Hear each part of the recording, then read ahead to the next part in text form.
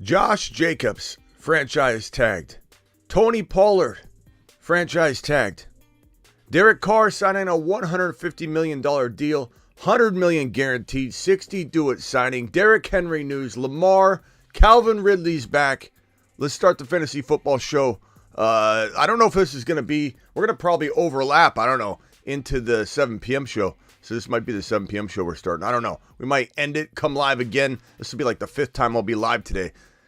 Let's kick it off. File on in. Jeb first in the building. Appreciate you being here. Max second in the building. The fantasy football show begins right now.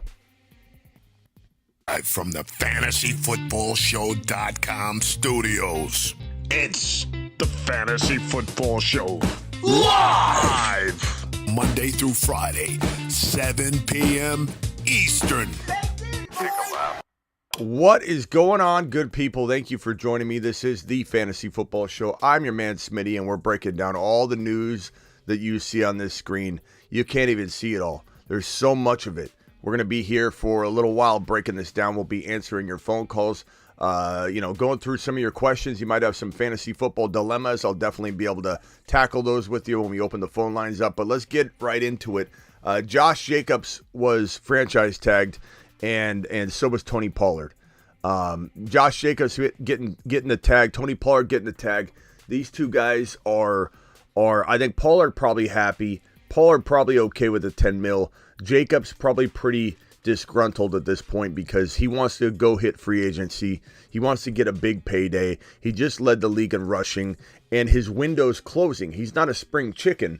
So if he comes out and has a bad year on the tag, he's not getting paid bank in the offseason, because in the offseason, it's very hard for a free agent running back unless you're Jacobs right now, and unless you're Barkley right now. Barkley yet to be tagged or hitting free agency. If he doesn't get tagged by tomorrow, the franchise tag deadline is 4 p.m. tomorrow, Barkley will hit free agency. We fully expect that Danny Dimes will get the franchise tag unless the team can work out a long-term deal and sign Daniel Jones to a $35 to $42 million per season contract.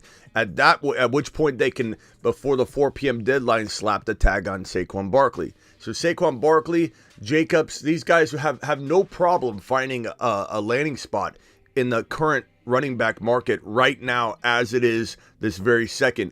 But if Jacobs goes out in 2023 on the tag and doesn't have anywhere close to the same year, he's not getting paid bank in the next offseason, and he may not even land a starting job the way that the climate is for the running back in today's NFL running back market, because rookies are cheaper. You can bring somebody in a lot cheaper and fill a hole rather than go pay bank to a running back that's got a short shelf life. And a guy like Jacobs will have one more year in the rear view mirror. So I fully expect Jacobs to be extremely upset. He's been on record saying he doesn't want to be on the tag unless the Raiders reload and go swinging for a championship run. And if they don't get Aaron Rodgers, the sense we get is Aaron Rodgers is not likely headed to the Raiders. If he goes anywhere outside of Green Bay or retires, it's going to be in New York, especially with Derrick Carr now in New Orleans. It's the Jets are vying for Aaron Rodgers. The Jets are going to pull out all the stops. The Jets are going to pull out the red carpet. The Jets are going to try and wine and dine him if he'll even answer the phone. And maybe he ends up heading over to New York. And if he does, then the door is certainly closed for Jacobs in terms of this like run and reload process, because guess who's going to be quarterbacking for the Las Vegas Raiders in 2023? If I had to guess, and we've talked about this a lot, Derrick or Jimmy G. Jimmy G is probably going to be, I would guess, early guess, the signal caller for the Raiders in 2023. I don't know who else they're going to bring in. I don't know if it's going to be, maybe it's Wentz, maybe it's Mike White. Mike White would be a much better option. Derek Carr being released left them really only the Aaron Rodgers route, or potentially a trade for Lamar Jackson. Maybe they get into the Lamar Jackson trade talk mix here in the sweepstakes for Lamar, but I haven't heard anything of the sort. So Aaron Rodgers is the Raiders' last shot at producing elite numbers at the wide receiver and quarterback position. I just don't see how Adams is going to survive as a top 5 wide receiver without Aaron Rodgers or Derrick Carr. Derrick Carr producing a 1,600-yard season out of the guy. Derrick Carr throwing 14 touchdown passes to Davante Adams. Derrick Carr sending 100 receptions in the direction of Davante Adams. Davante Adams is going to barely catch 90 passes with Jimmy G under center, and I think we might have a single-digit touchdown outing out of Davante Adams if he's catching footballs from Jimmy G, which seems like the fit. It really does, and it's unfortunate.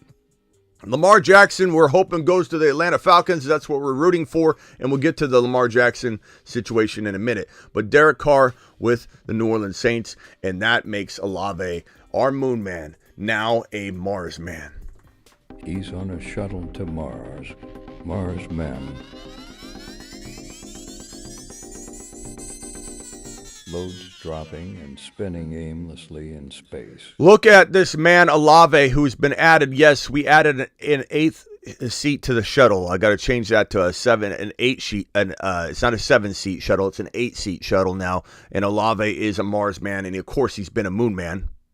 The moon man, dropping loads in outer space. Olave, one of the earliest added moon men right here, as you can see it at the wide receiver position. Space Moses. Love Olave to the moon. We'll get to that in a second. We're on Jacobs. What am I doing? I'm sidetracking here. Jacobs is going to be unhappy. Jacobs does not have a solid team in sight. This is the worst defense in the National Football League. This is one of the worst defenses in the National Football League year over year since Derek Carr's been in Oakland and then in Las Vegas his entire reign. This has been a bottom 4 defense pretty much across every category in the defensive stat column. This is an awful defense. This is why Derek Carr failed. Derek Carr didn't fail because of his talent level or his attitude or his drive or determination or his grit.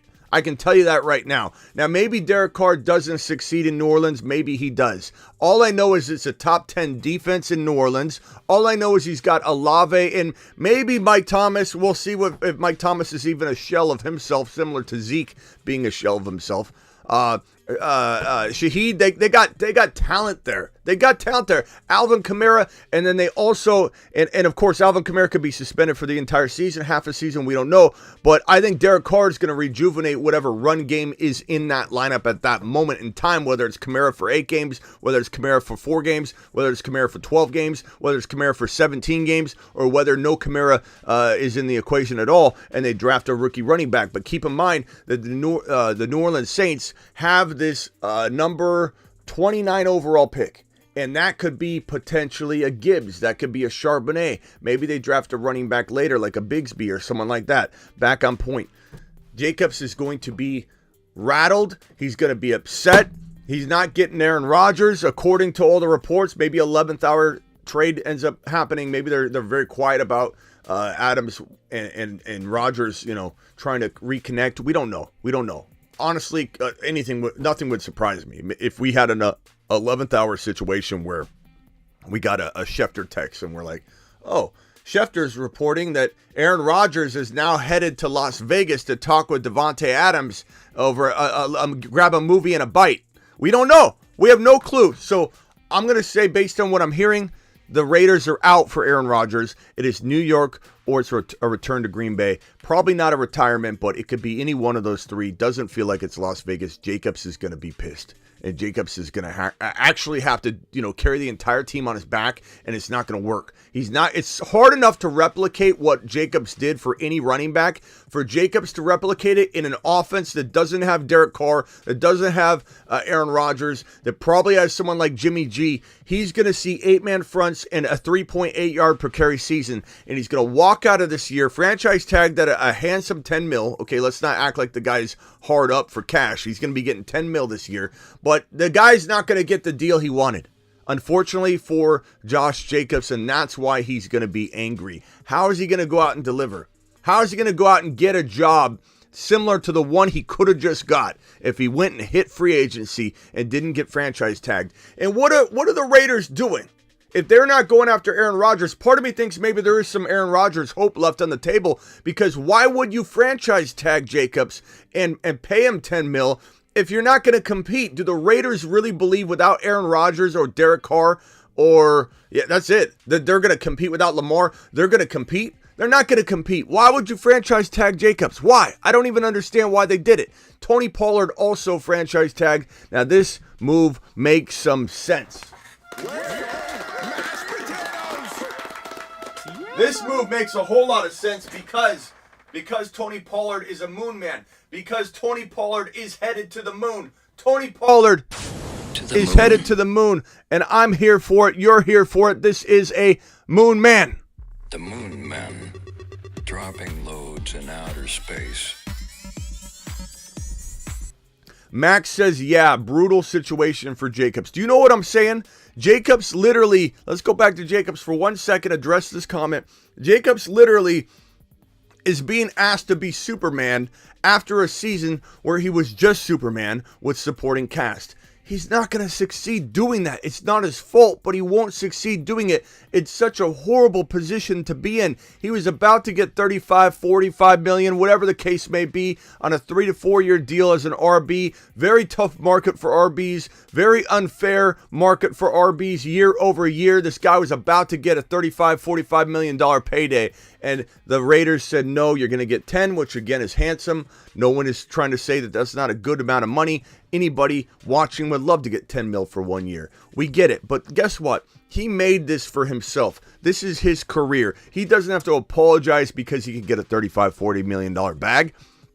And unfortunately, he's not going to have an opportunity to because he's going to have a crap season behind a really bad, what will end up being a very bad offensive line, what will be a horrible defense like usual. The whole thing's going to crumble and fall apart. And poor Jacobs is going to have a really, really bad season, I think.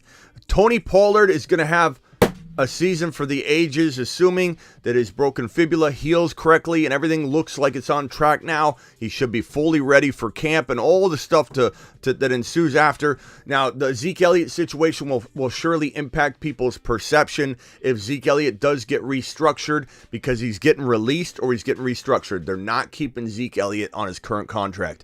And I can actually pull up his contract right here and put it on screen because it is brutal. It is not something that is team friendly. Elliott is guaranteed a whole bunch of money. Let's pull up his contract right here.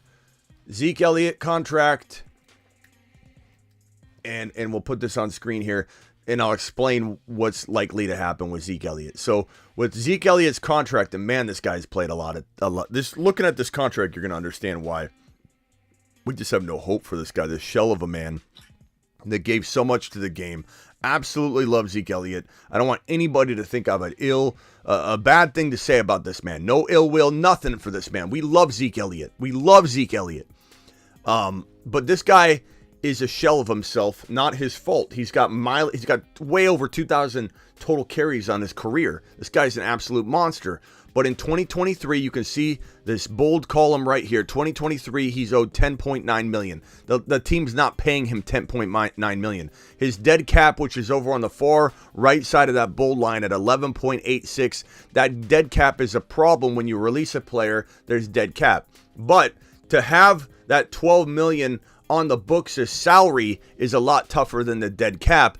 And so the team is going to say, hey, Zeke, restructure, or we're not going to bring you back on that deal and we're going to release you. They're not obligated to pay him that money. This amount of money that I just showed you on the bold line 2023, $10.9 million, it's not guaranteed at all. Not a dollar of it is guaranteed. Zeke has no guaranteed money coming to him at all. So basically they say to him this. They say, Zeke, I know you think you're making 10.9. It's hard to swallow, right? That you're going to end up, this is what you're going to get paid, and we're saying take 3 mil.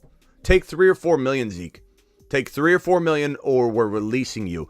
Does he believe, Zeke Elliott, that he could go get a bigger deal than 3 or 4 million, or whatever the case may be?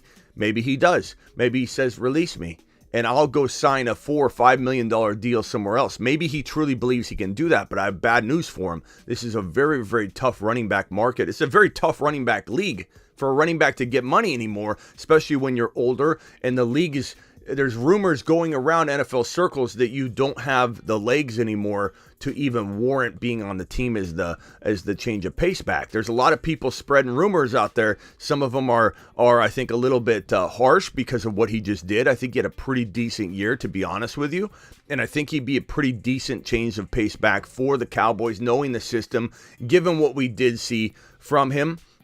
I don't think he's starting material anymore, but is he a good change of pace back for Tony Pollard so that Tony Pollard is fresh and not getting 22 carries a game? We don't want Tony Pollard getting 22 carries a game. Tony Pollard is an Alvin Kamara type running back. He needs 14, 15, 13, 12, in that range of carries every single game, and then he needs 4 to 6 receptions every single game. That is Alvin Kamara. That is what Tony Pollard does best. Tony Pollard is a guy that could get you 1,000 yards even.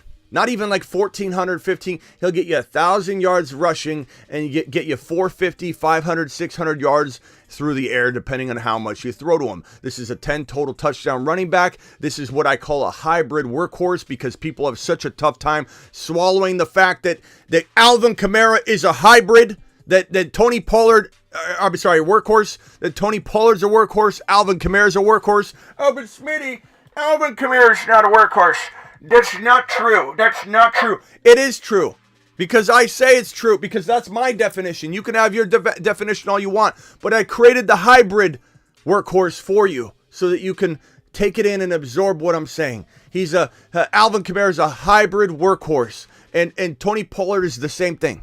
And so Tony Pollard needs a change of pace back. And what's going to be crazy if they go to him and say, hey, instead of taking this $11.8 million dead cap, but getting $10.9 back for salary to cover other positions, we'll give you 4. That way we avoid the dead cap. Okay. The dead cap the next year would be the $6 million. That's fine. They're going to take that. No problem.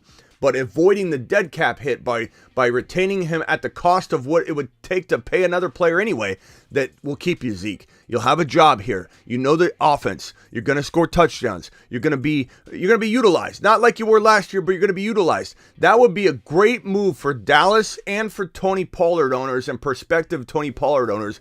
But guess what's going to happen? If Zeke Elliott gets restructured, guess what's going to happen? People are going to freak out. People are going to think Melvin Gordon situation. People are going to say, oh my God, Zeke's back.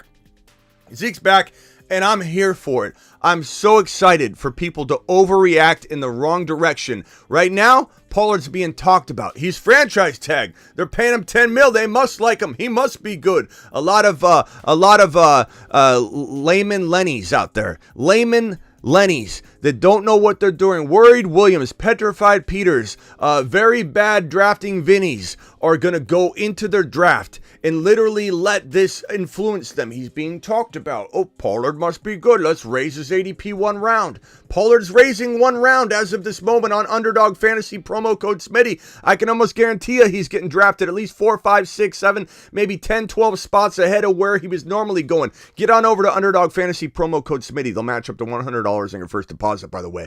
But watch. Pollard's going to rise in ADP briefly. But then what happens if Zeke gets restructured? Everyone's going to run for the hills to the tune of about a round, okay? And then he falls again. Great. Fantastic. Smitty approved that. I hope. You've just been Smitty approved. Fully hope that happens.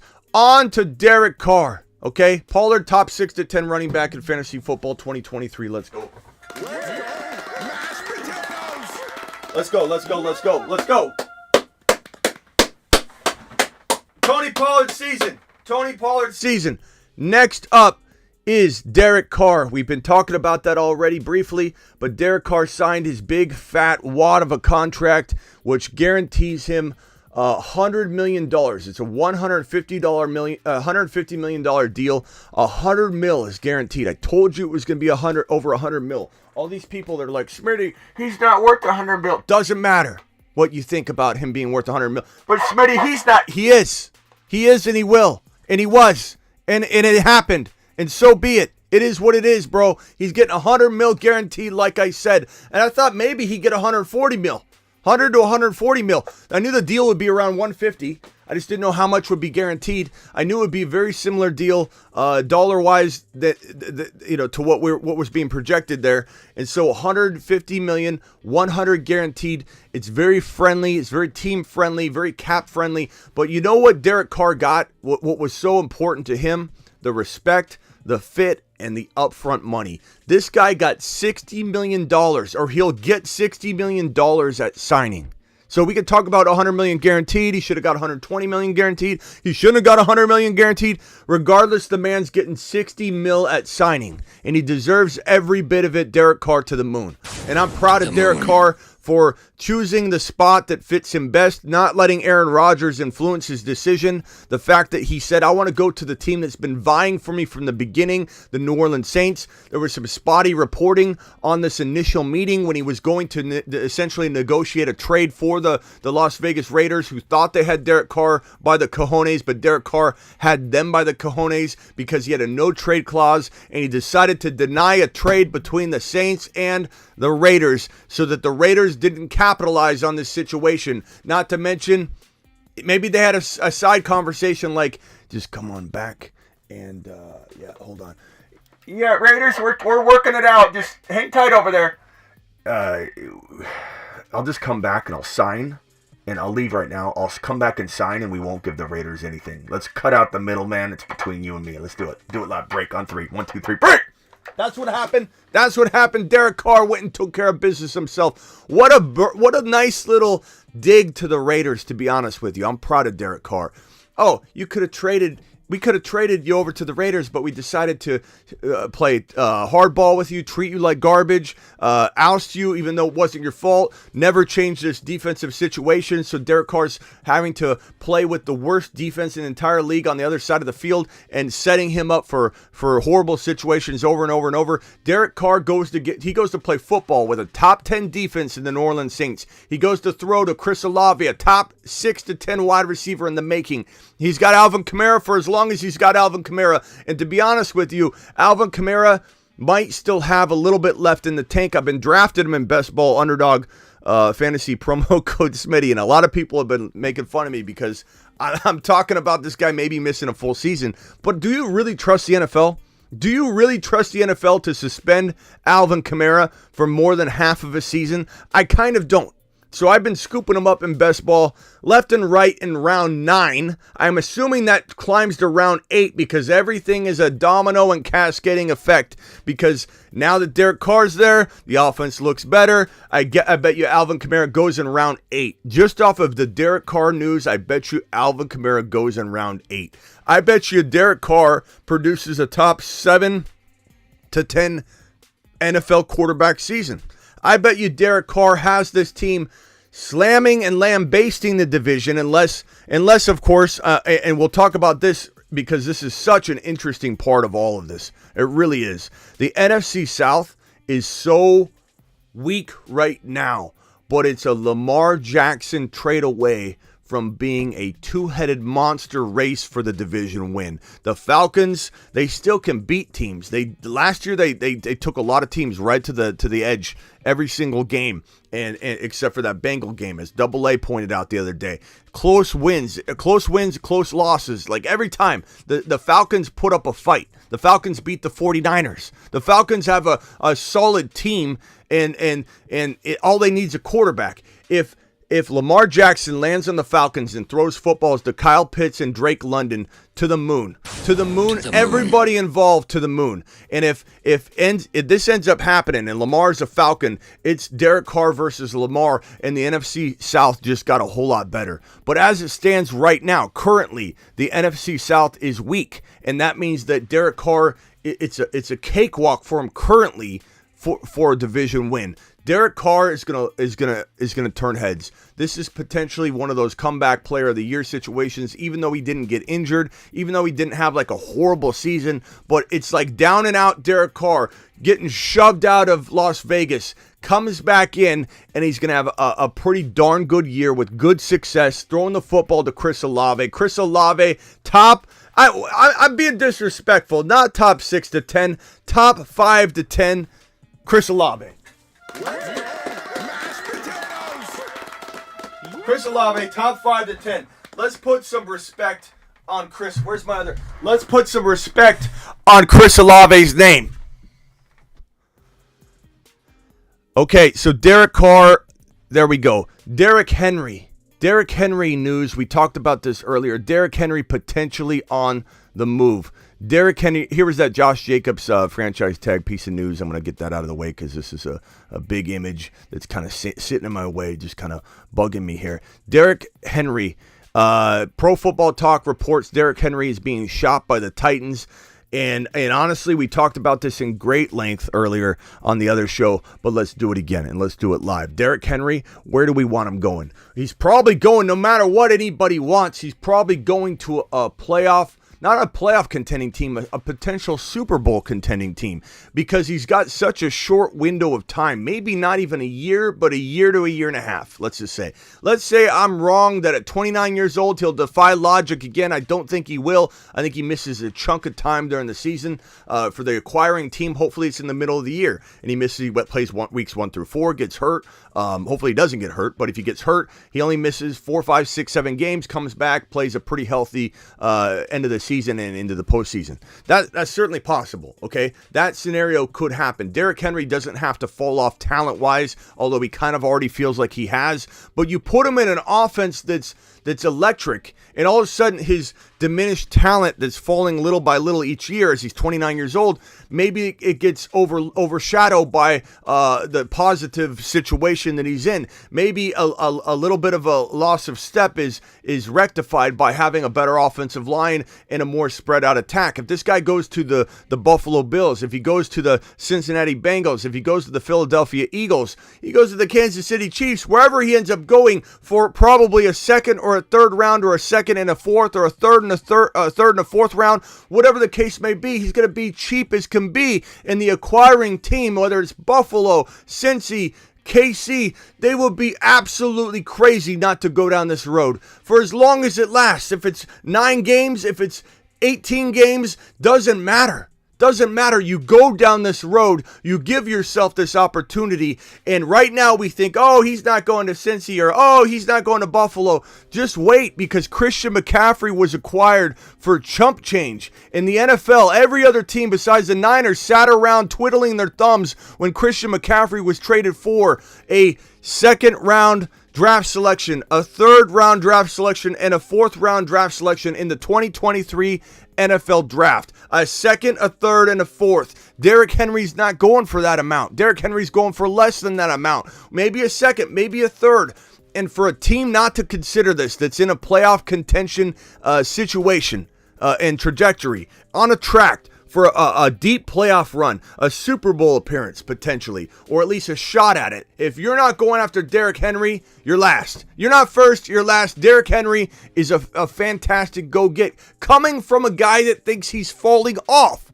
If I'm an owner and I can get him for a second rounder, and I get, like I said, 9 games out of him, maybe I get him at just the right time. Maybe he plays 9 games and misses a big chunk of time, but is ready for the playoffs. Regardless, you put Derrick Henry in that Philly offense, any diminished ability that's dropped off and he's lessened skill set wise will be amplified 2 times over by the offense he's going to be in. So he does have potentially 1 more year left. And if he gets traded, you might see me get more on board with the Derrick Henry 2023 concept to a certain degree, at a certain level, at a certain place, with a certain type of build for your fantasy team, with a certain type of depth.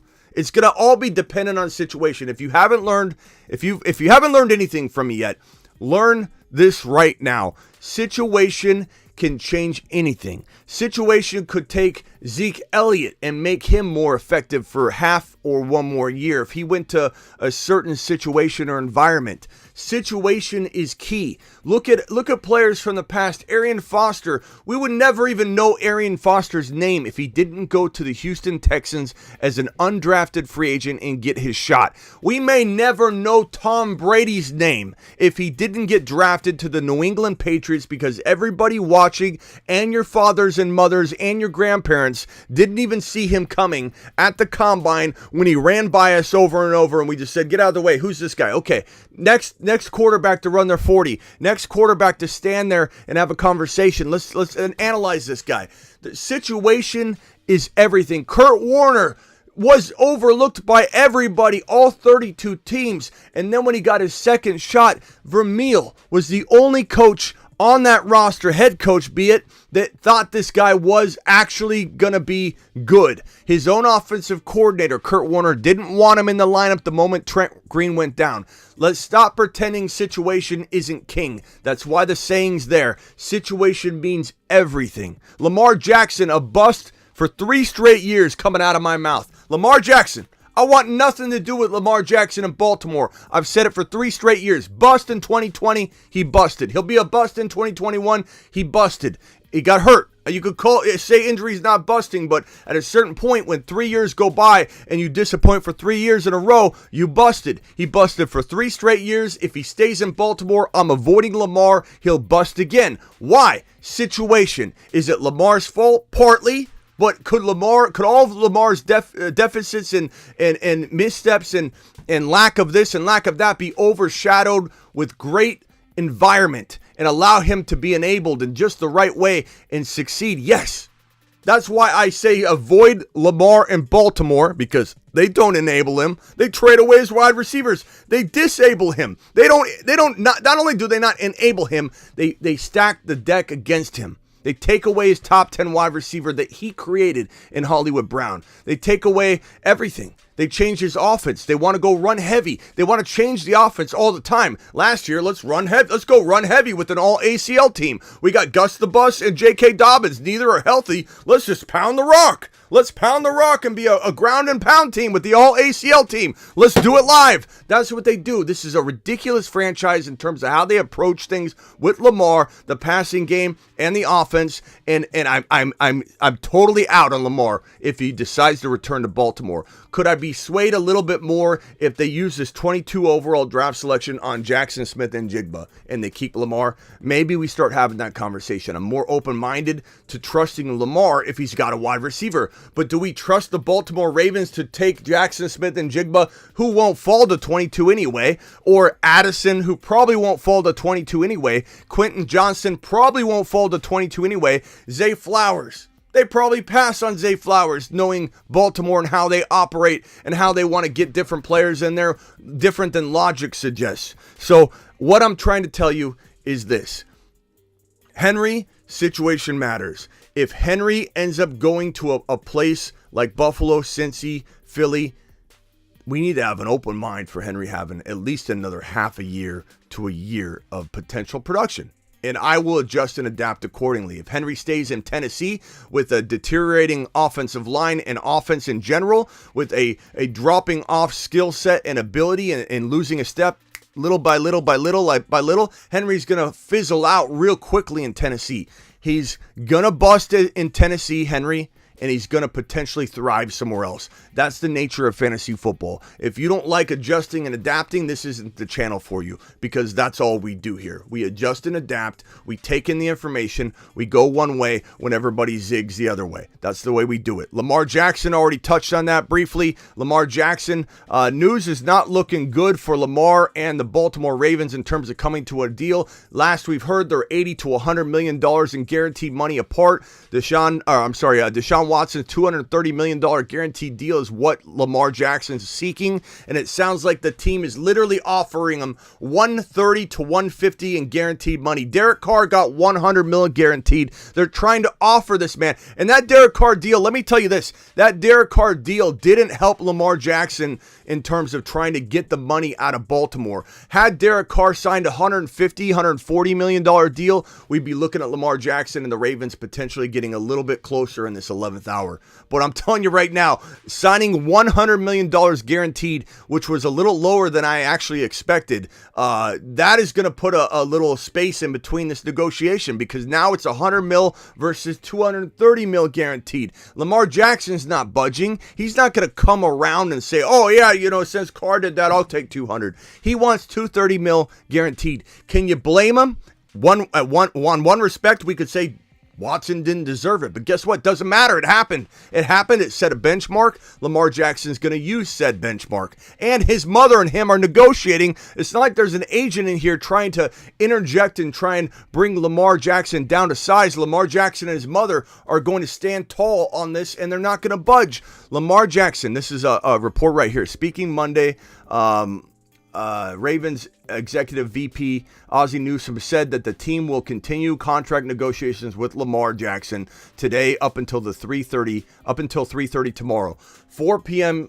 Eastern tomorrow. Tuesday is the franchise tag deadline. The window closes. Teams must slap the franchise tag on players if they expect to utilize that option. So that means that Danny Dimes is going to get franchise tagged. Might happen tonight. Might happen tomorrow before the deadline. They might try and squeak it out and try and negotiate up until the final minute. Lamar Jackson, it sounds like they're going to give him a 30-minute opportunity before it closes. And that's it. So Lamar Jackson probably getting franchise tagged. I highly doubt it's the non-exclusive tag, which would be the lesser tag that pays $32 million, which is a nice benefit. If you're tagging someone on the lower tag, you only have to pay 32 versus what would probably equate to about 45, and that's going to get recalculated with the cuts. So in April, we'll have a for sure exclusive tag amount, but it'll probably be between $44 and $47 million. So if they exclusive tag them, they got to pay them $45 million roughly. And then teams can try and trade with the Ravens to pull off what will probably be a 3 draft pick kind of trade in terms of the package. If he gets slapped with the non-exclusive tag, there's no negotiation between the teams. It's a non-exclusive tag. It's $32 million. Then Lamar can go speak to different teams, and the teams can speak to him. Those teams have to have a first rounder in 2023 and a first rounder in 2024. So the Miami Dolphins would be out. The Miami Dolphins are prohibited from speaking to Lamar on a non-exclusive tag if that's what the Ravens end up exercising. So if Lamar's on the non-exclusive tag, teams that have a first and second rounder in 2023 and 2024 can approach Lamar. He can approach them. They can say, here's $250 million guaranteed. They'll bring that back to the Ravens. The Ravens will look at it and laugh and say, no thanks. Give me your 2 first rounders in 2023 and 2024. They could also match it if they want, but here's the thing that people don't understand. Lamar doesn't have to sign any of these deals. Let's say nobody comes knocking. Let's say Lamar goes knocking on the door of the Raiders. He goes knocking on the door of this team and that team on the non-exclusive tag, meaning they have to have a first and a second round, or first rounder in both the 2023 and 2024 draft. If every team says, we'll give you $120 million guaranteed, nothing more, Lamar's going to come back empty-handed. And so there's no matching that goes on. People think that, the best offer can get slapped down and the Ravens can just sign it. 120, this is why we did it. We knew it would be a low ball offer. It doesn't matter. Lamar has to accept it. If Lamar doesn't accept it, then guess what? Lamar comes back to the Ravens, and they have until, I believe, July 15, right? So he comes back to the Ravens, and he sits there, or June 15. Comes back to the Ravens, and he sits there. And they franchise, and he gets paid that $32 million, and that's what he gets paid. He can hold out if he wants, but he doesn't have to accept it, deny it, sign it. He's going to get $32 million unless he holds out. Then he won't get the $32 million. But it's not like something to where he gets to negotiate at that point. He just has to hold out and not get paid, but it's not a negotiable amount of money or anything like that unless they work out a long-term deal, which they still could try and do. That's the gist on Lamar. My guess, if I had to guess right now, the way things are feeling, there's going to be a bidding war for Lamar Jackson, and Lamar Jackson is probably heading to the Atlanta Falcons, if I had to guess right now. Because you know why? This narrative right here feels like it needs to be painted. This narrative is what I believe we're going to be talking about. This let me put it on the screen here. This NFC South situation. Before Derrick Carr entered the picture, and still to this moment with Derrick Carr, every single team on this list is having a new starting quarterback heading into week 1 than they had in week 1 last year. And Derrick Carr heading over to New Orleans doesn't change that. Look how bad this division was before Derrick Carr landed in it. There were no quarterbacks. There were no legitimate, and you could say Trask is going to prove whatever. Okay, great. Go Trask. But cool story. But here you have, before Derrick Carr, crawl to the finish. Number 5, 5 wins. 5 wins may win this division before Derek Carr gets there. 6 wins may win the division. Who knows? They just beat each other up. Who knows? Who knows how many wins each of these teams would have had before Derek Carr landed in the division. Now Derek Carr comes over. It just seems fitting that Lamar Jackson's going to come over, and all of a sudden the NFC South is going to be a pretty strong division, at least by way of 2 of the teams. I see it happening. I feel like we're going to see this narrative play out.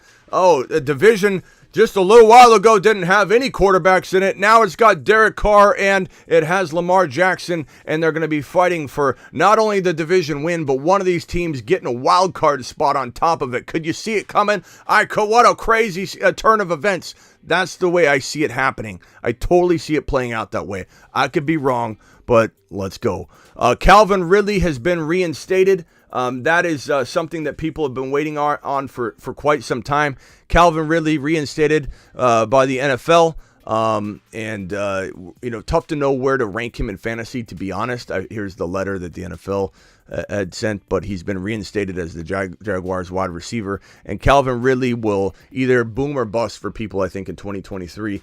I think a lot of people are going to overdraft him. I've seen him go in the 3rd and 4th round on underdog fantasy drafts. $100 bonus match, dollar for dollar on your first deposit. Go get some. Do these best ball drafts. They're fantastic. In fact, let me drop the link in the live chat, and you guys can get in on that. And we go live.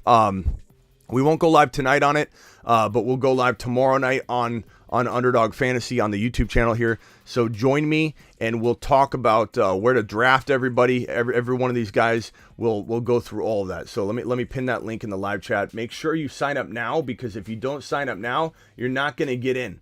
If you don't sign up now on Underdog using that link right now that I pinned in the live chat or in the description, it's the Underdog promo code Smitty. It's already inserted into the link, so it inserts it for you. If you're not signed up and ready to go, you are going to miss out, because the draft spots go quick. This is not mock drafting. This is real best ball drafting, and it's absolutely phenomenal. The rookies are involved. Gino just agreed to a 3-year, $105 million contract while we're live, says Isaac. Boy, holy smokes. Here we go. I feel like I got to go live on this one, because I need compartmentalized videos on this so you guys can find it easy. This is crazy. Geno Smith just inked a monster contract. What a day. And so there's one franchise tag player, one player not getting franchise tagged. This is insane. Here we go. Let me put this on screen here. Unbelievable. Geno Smith inking a big fat contract extension right here, right now. Let's go. Here we go. Geno Smith. Woo! Look at this one. Seahawks Pro Bowl quarterback Geno Smith, put some respect on him. He had such a good year last year. Reached an agreement on a 3-year, $105 million contract, including $52 million in the first year. Wow.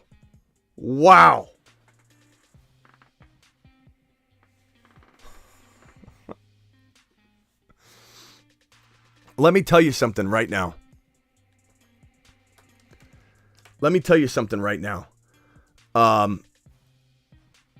This is crazy. This is not going to be good for Lamar.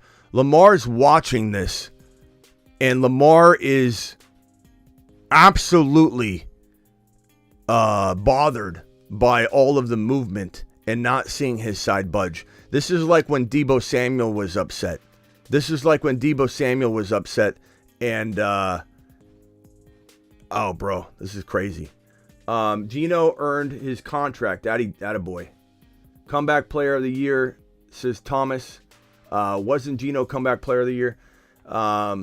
Old news, says Mitch. Got more than he's worth, says Hod. Mr. TD says, snooze. Hey, Mr. TD, why don't we just put you in timeout then for 300 seconds, since you want to be here. Mr. TD's in timeout for being negative over my timing of my breaking news, Mr. TD. So there you are. You can sit in timeout for 300 seconds because you're complaining about the speed of how I'm delivering all my breaking news shows. So there you go. There you go. You want to complain, you're gonna get put in timeout. That's the way it operates. Jimmy G's eyes are getting larger by the second. I agree with that, Jake Claus. It's gonna be crazy. Jimmy's gonna get, oh my God, is he gonna get like $100 million? He's gonna get a $100 million deal. I doubt he's getting anything close to Derek Carr's guaranteed money. But Jimmy G, Las Vegas is gonna overpay. It's ridiculous. Why would you let Derek Carr go and bring in Jimmy G and give him the bag? That's absolutely insane. That's absolutely insane. Drafting tonight, not tonight, Thomas, but we will be drafting in about 24 hours, my guy. We'll be jumping on a little over 24 hours. We will be drafting on Underdog Fantasy. Promo code Smitty. Use the code Smitty. Well, they'll match up to $100 in your first deposit. And again, if you don't click that link that's in the live chat or in the description that's pinned in the live chat and get signed up ahead of time, you won't get into the draft on time when we say jump in, because then you're going to have to sign up and it's going to be crazy. Jimmy G, $100 million would be so funny. Bro, it's going to be ridiculous. It's going to be ridiculous. And more the reason why it's funny when a Niner fan says we should bring Jimmy G back. You can't, because he's going to get paid bank, and the Niners aren't going to pay him bank to be the third option that you hope to have there in case you need him. Like, Jimmy is going to get a massive bag. This is almost similar in terms of being funny when you heard like Niner fans and other fans say we should bring Derek Carr in as the backup. Like you gotta understand what time it is. Derek Carr just got $100 million, $150 million deal, $100 million guaranteed. There's no, Jimmy G's not backing up anybody, and I don't think Jimmy G's good enough to get what he's about to get. But this is a bad quarterback market. Jimmy G's gonna get paid bank, fortunately for him, but like unfortunately for the team that's gonna shovel out $100 million. And if it's the Raiders are gonna become the laughing stock of the league, getting rid of Derek Carr on his contract, which is gonna be less money overall, maybe spread out differently and impacts differently. Yeah, but you're going to pay Jimmy G essentially more at the end of the day than you would have just keeping Derek Carr. Doesn't make any sense at all when it wasn't even Derek Carr's fault. It's going to be a debacle if that's what happens in Las Vegas. And Las Vegas is going to set themselves back so far. They bring in Jimmy G, they're not winning. They're winning at most 7 or 8 games. They're not going to the playoffs. They're not doing anything great. Jacobs is going to struggle. He's going to have much lower yards per carry. He'll probably get hurt because they're going to overutilize him. It's too bad for Jacobs. This is not me being negative on Jacobs. This is me being sympathetic to Jacobs because he was about to go get the bag. And now Jacobs is going to go have a tough year and be expected to get a big contract at the end of the season. Probably not going to be waiting for him. Nothing's going to be waiting for him like it would be right now if he hit free agency. Punch that thumb up button on your way in the door. Those are rookie numbers. We got 63 thumbs up. 141 of you in here. Ridley, Lamar, Henry, Carr, Pollard, Jacobs. I don't think we got one more piece of news right here that I couldn't even fit on the screen. Evan Ingram was franchise tagged. So we're just trying to get through all the news. This piece of news was crazy to hear. Phillip Rivers, NFL Network, Rich Eisen said Phillip Rivers contacted the Dolphins and the Niners about returning during the 2022 season. Oh my God. Can you imagine that? That would be crazy, and I guess it's good to know if the Dolphins and the fact that he didn't come back when the Dolphins may have needed him. This is interesting to know that there's this lifeline potentially there for both the Miami Dolphins and the Niners, who are walking into 2023 with really no different situation. Big risk level for these two teams quarterback-wise, with very good teams surrounding these risky quarterback situations. Poor Jacobs really got prison tagged. He did. And the players call this the prison tag. The players call this the prison tag because the franchise tag pigeonholes them into a spot where they can't move. They can't maneuver. And Jacobs is getting just completely blasted on this because Jacobs is probably not going to see anything close to the same kind of deal. At the end of this, he'll be a year older. What if he has a bad year? He's not going to get anything. He may not even get a starting job next year. That is what sucks. But he's getting paid a handsome $10 million. It's a part of the rules. It's in the confine of the NFL and everything that these guys know that they're walking into. So end of day, he's getting, shafted. But at the end of the day, it's not, it is what it is. And these guys play and they understand the rules. And he's getting $10 million. So it can only feel so bad for him. We can only feel so bad for him. Phone lines are open. Dial in. Tony Pollard, we got that out of the way. We've got, what is this?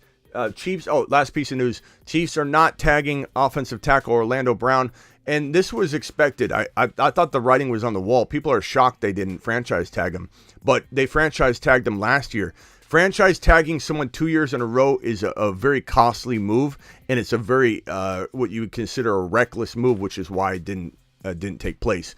If you franchise tag somebody, you're paying the top five of the average of the top five salaries in the NFL, right? That's what the franchise tag, that's how they come up with that $45 million number for the quarterbacks. So offensive tackles, they come up with the franchise tag on the exclusive franchise tag of the average of the top five offensive tackles in the NFL.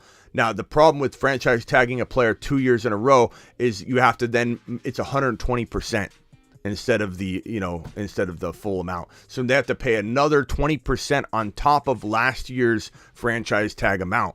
So it's not very affordable, and that's why you're seeing the Chiefs. This isn't a mistake. This isn't what are the Chiefs doing. This is a smart move financially because it would be a heck of a lot more than the franchise tag amount to keep him tagged for yet another year. So that is all she wrote for the news. We're 50 minutes in. Let's hit the phone lines. Let's go. Call into the show. Call into the show.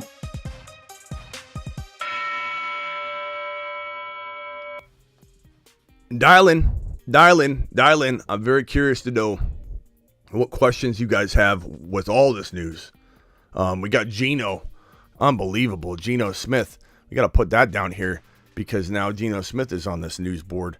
And honestly, that is a crazy amount of money that Geno got. I'm not saying he's not worth it, but I do believe that is a questionable move in general because that is a boatload of cash.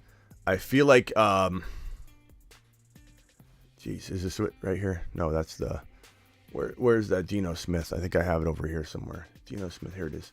That is a crazy amount of money for a guy that we feel like Pete Carroll's the reason why Russell Wilson was as good as he was. I mean, Russell Wilson's a very accurate quarterback. He goes into these accuracy contests and just, kind of reminds you how talented he is physically, right?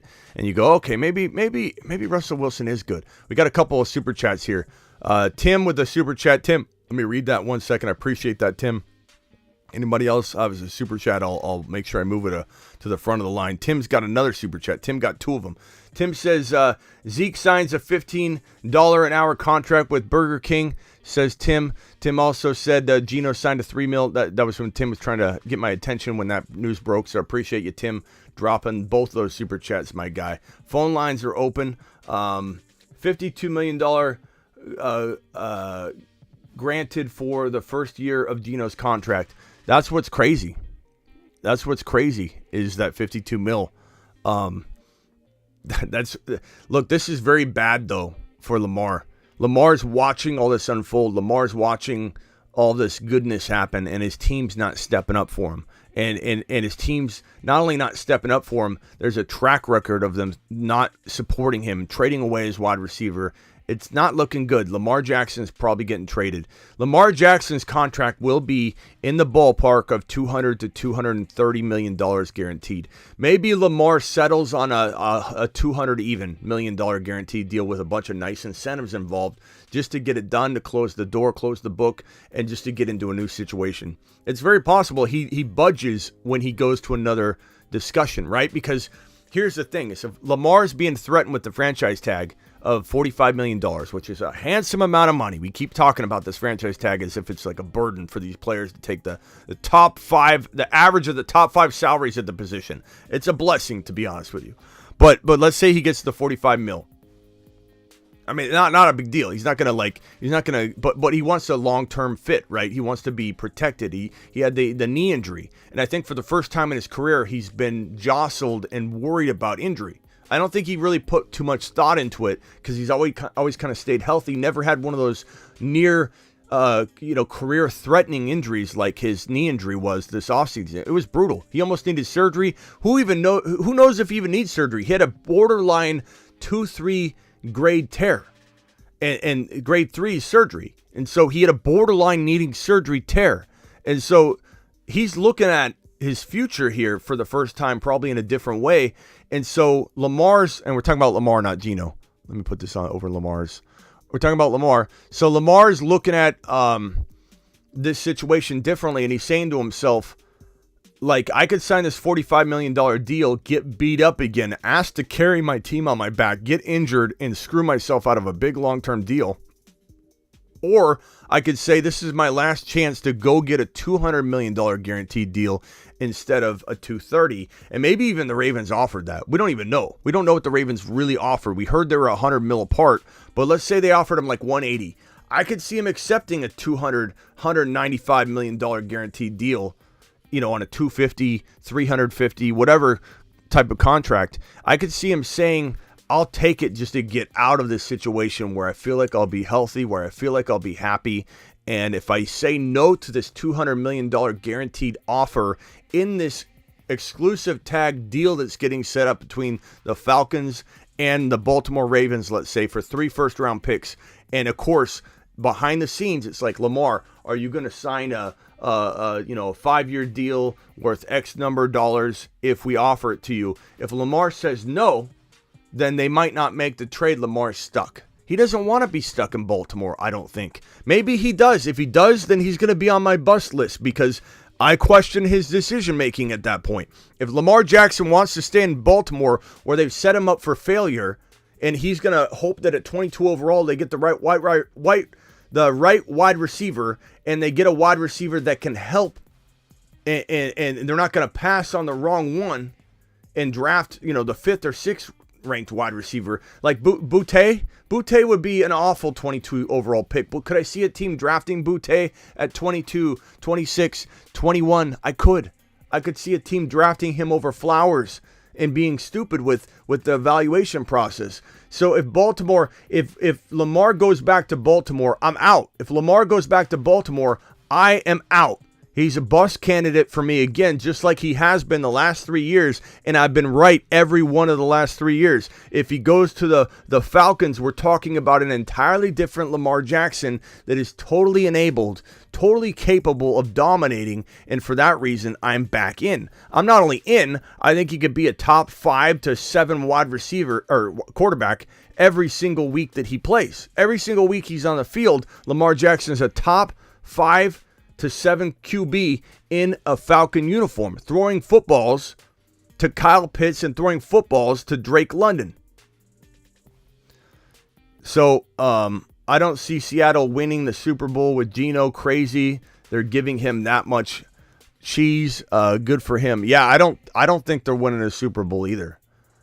It's good news for Kenneth Walker in the sense that we know what they're getting. We know that the offense can move the football down the field. We know that the Seattle Seahawks can win games. We know that they can get near the end zone and into the goal line situation. So I'm pretty excited from one standpoint. I would rather see a different, better quarterback there. But what are the options? Geno is the best option. Geno's the best option for Walker. Geno's really the best option for DK. There's no Lamar talk to Seattle. There's no Aaron Rodgers talk, and that would be a temporary fix anyway. So to me, Geno Smith is probably the best situation. And I think you could say the same thing about the New York Giants and say, Danny Dimes is their best situation too, unless you can trade up and go get this guy Anthony Richardson in Daboll's hands would be phenomenal. And you could say Pete Carroll with Richardson too would have been phenomenal. I guess that would have been the other alternative. I see a few of you even saying that in the chat, and I agree.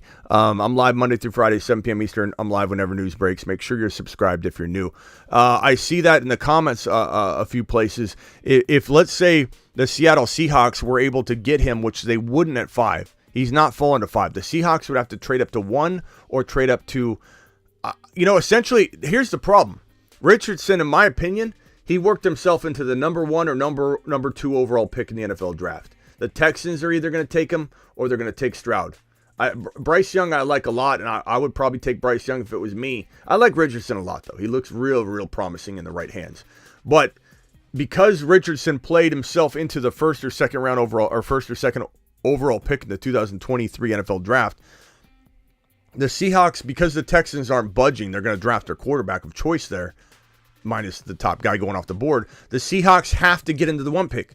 The Seahawks can't get Richardson unless they get into the 1 pick in my eyes because the Texans aren't moving.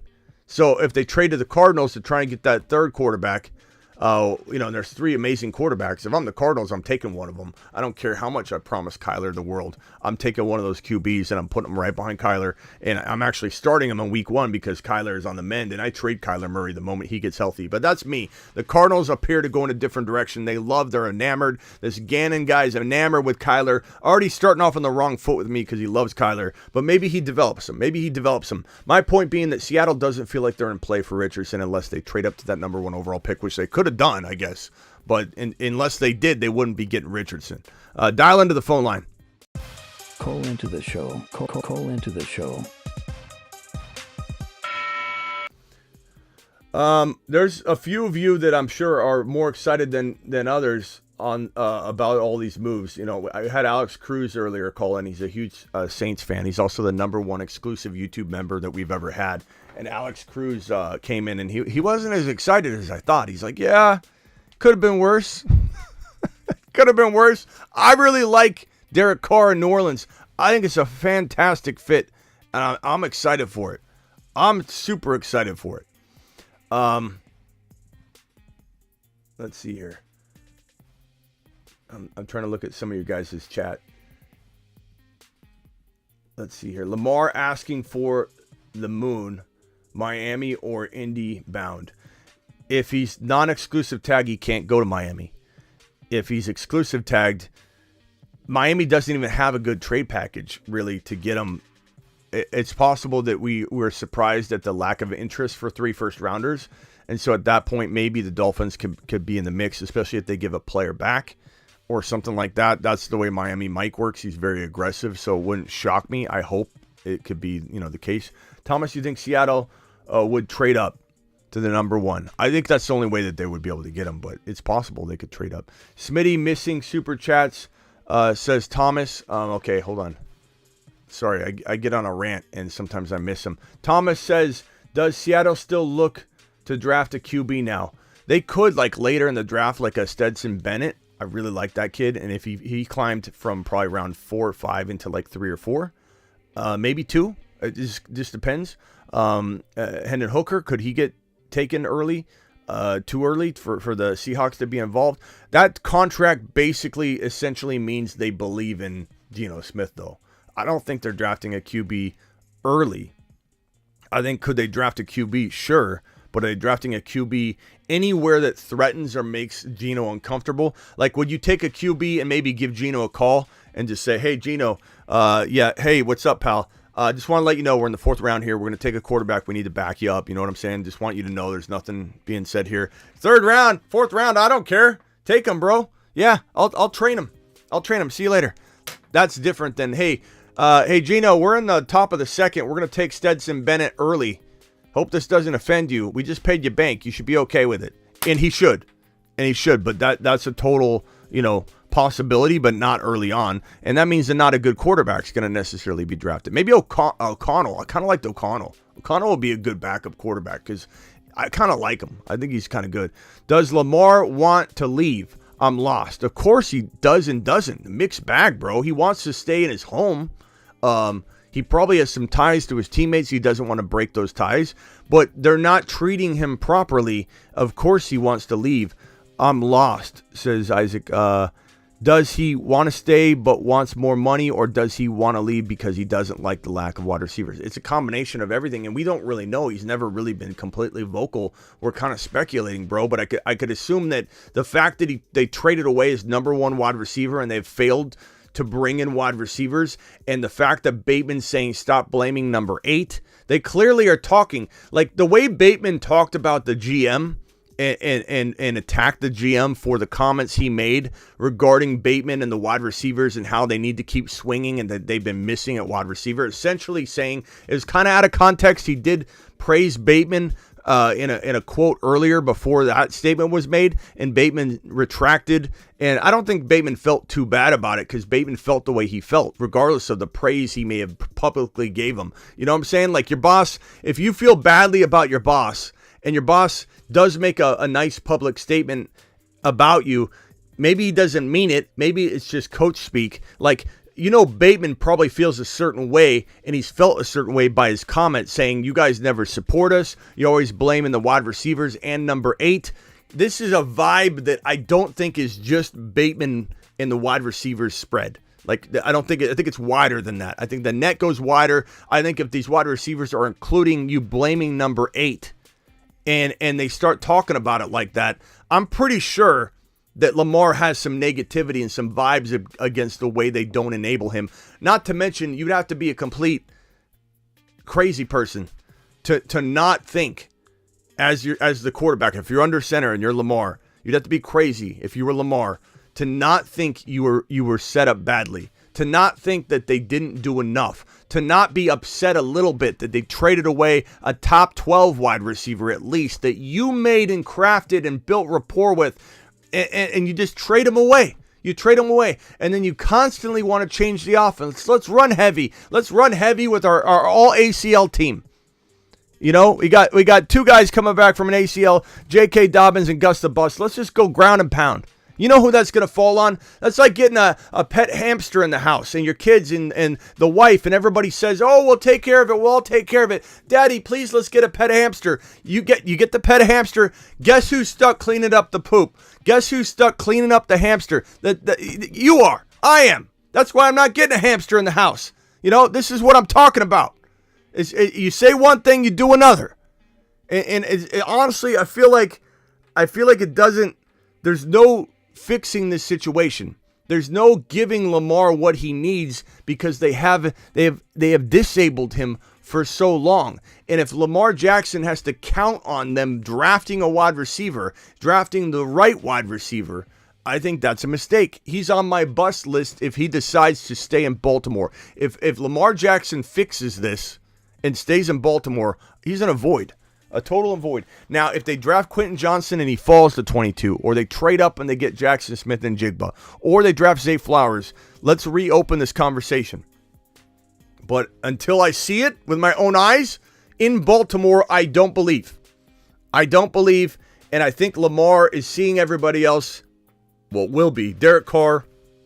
I think Aaron Rodgers seeing Derrick Carr go, it's going to make him excited about going. It's kind of the nature of the domino effect that you keep hearing in the industry. The one domino down, that's a domino effect. It's like it feeds into the vibe of, wow, that looks fun.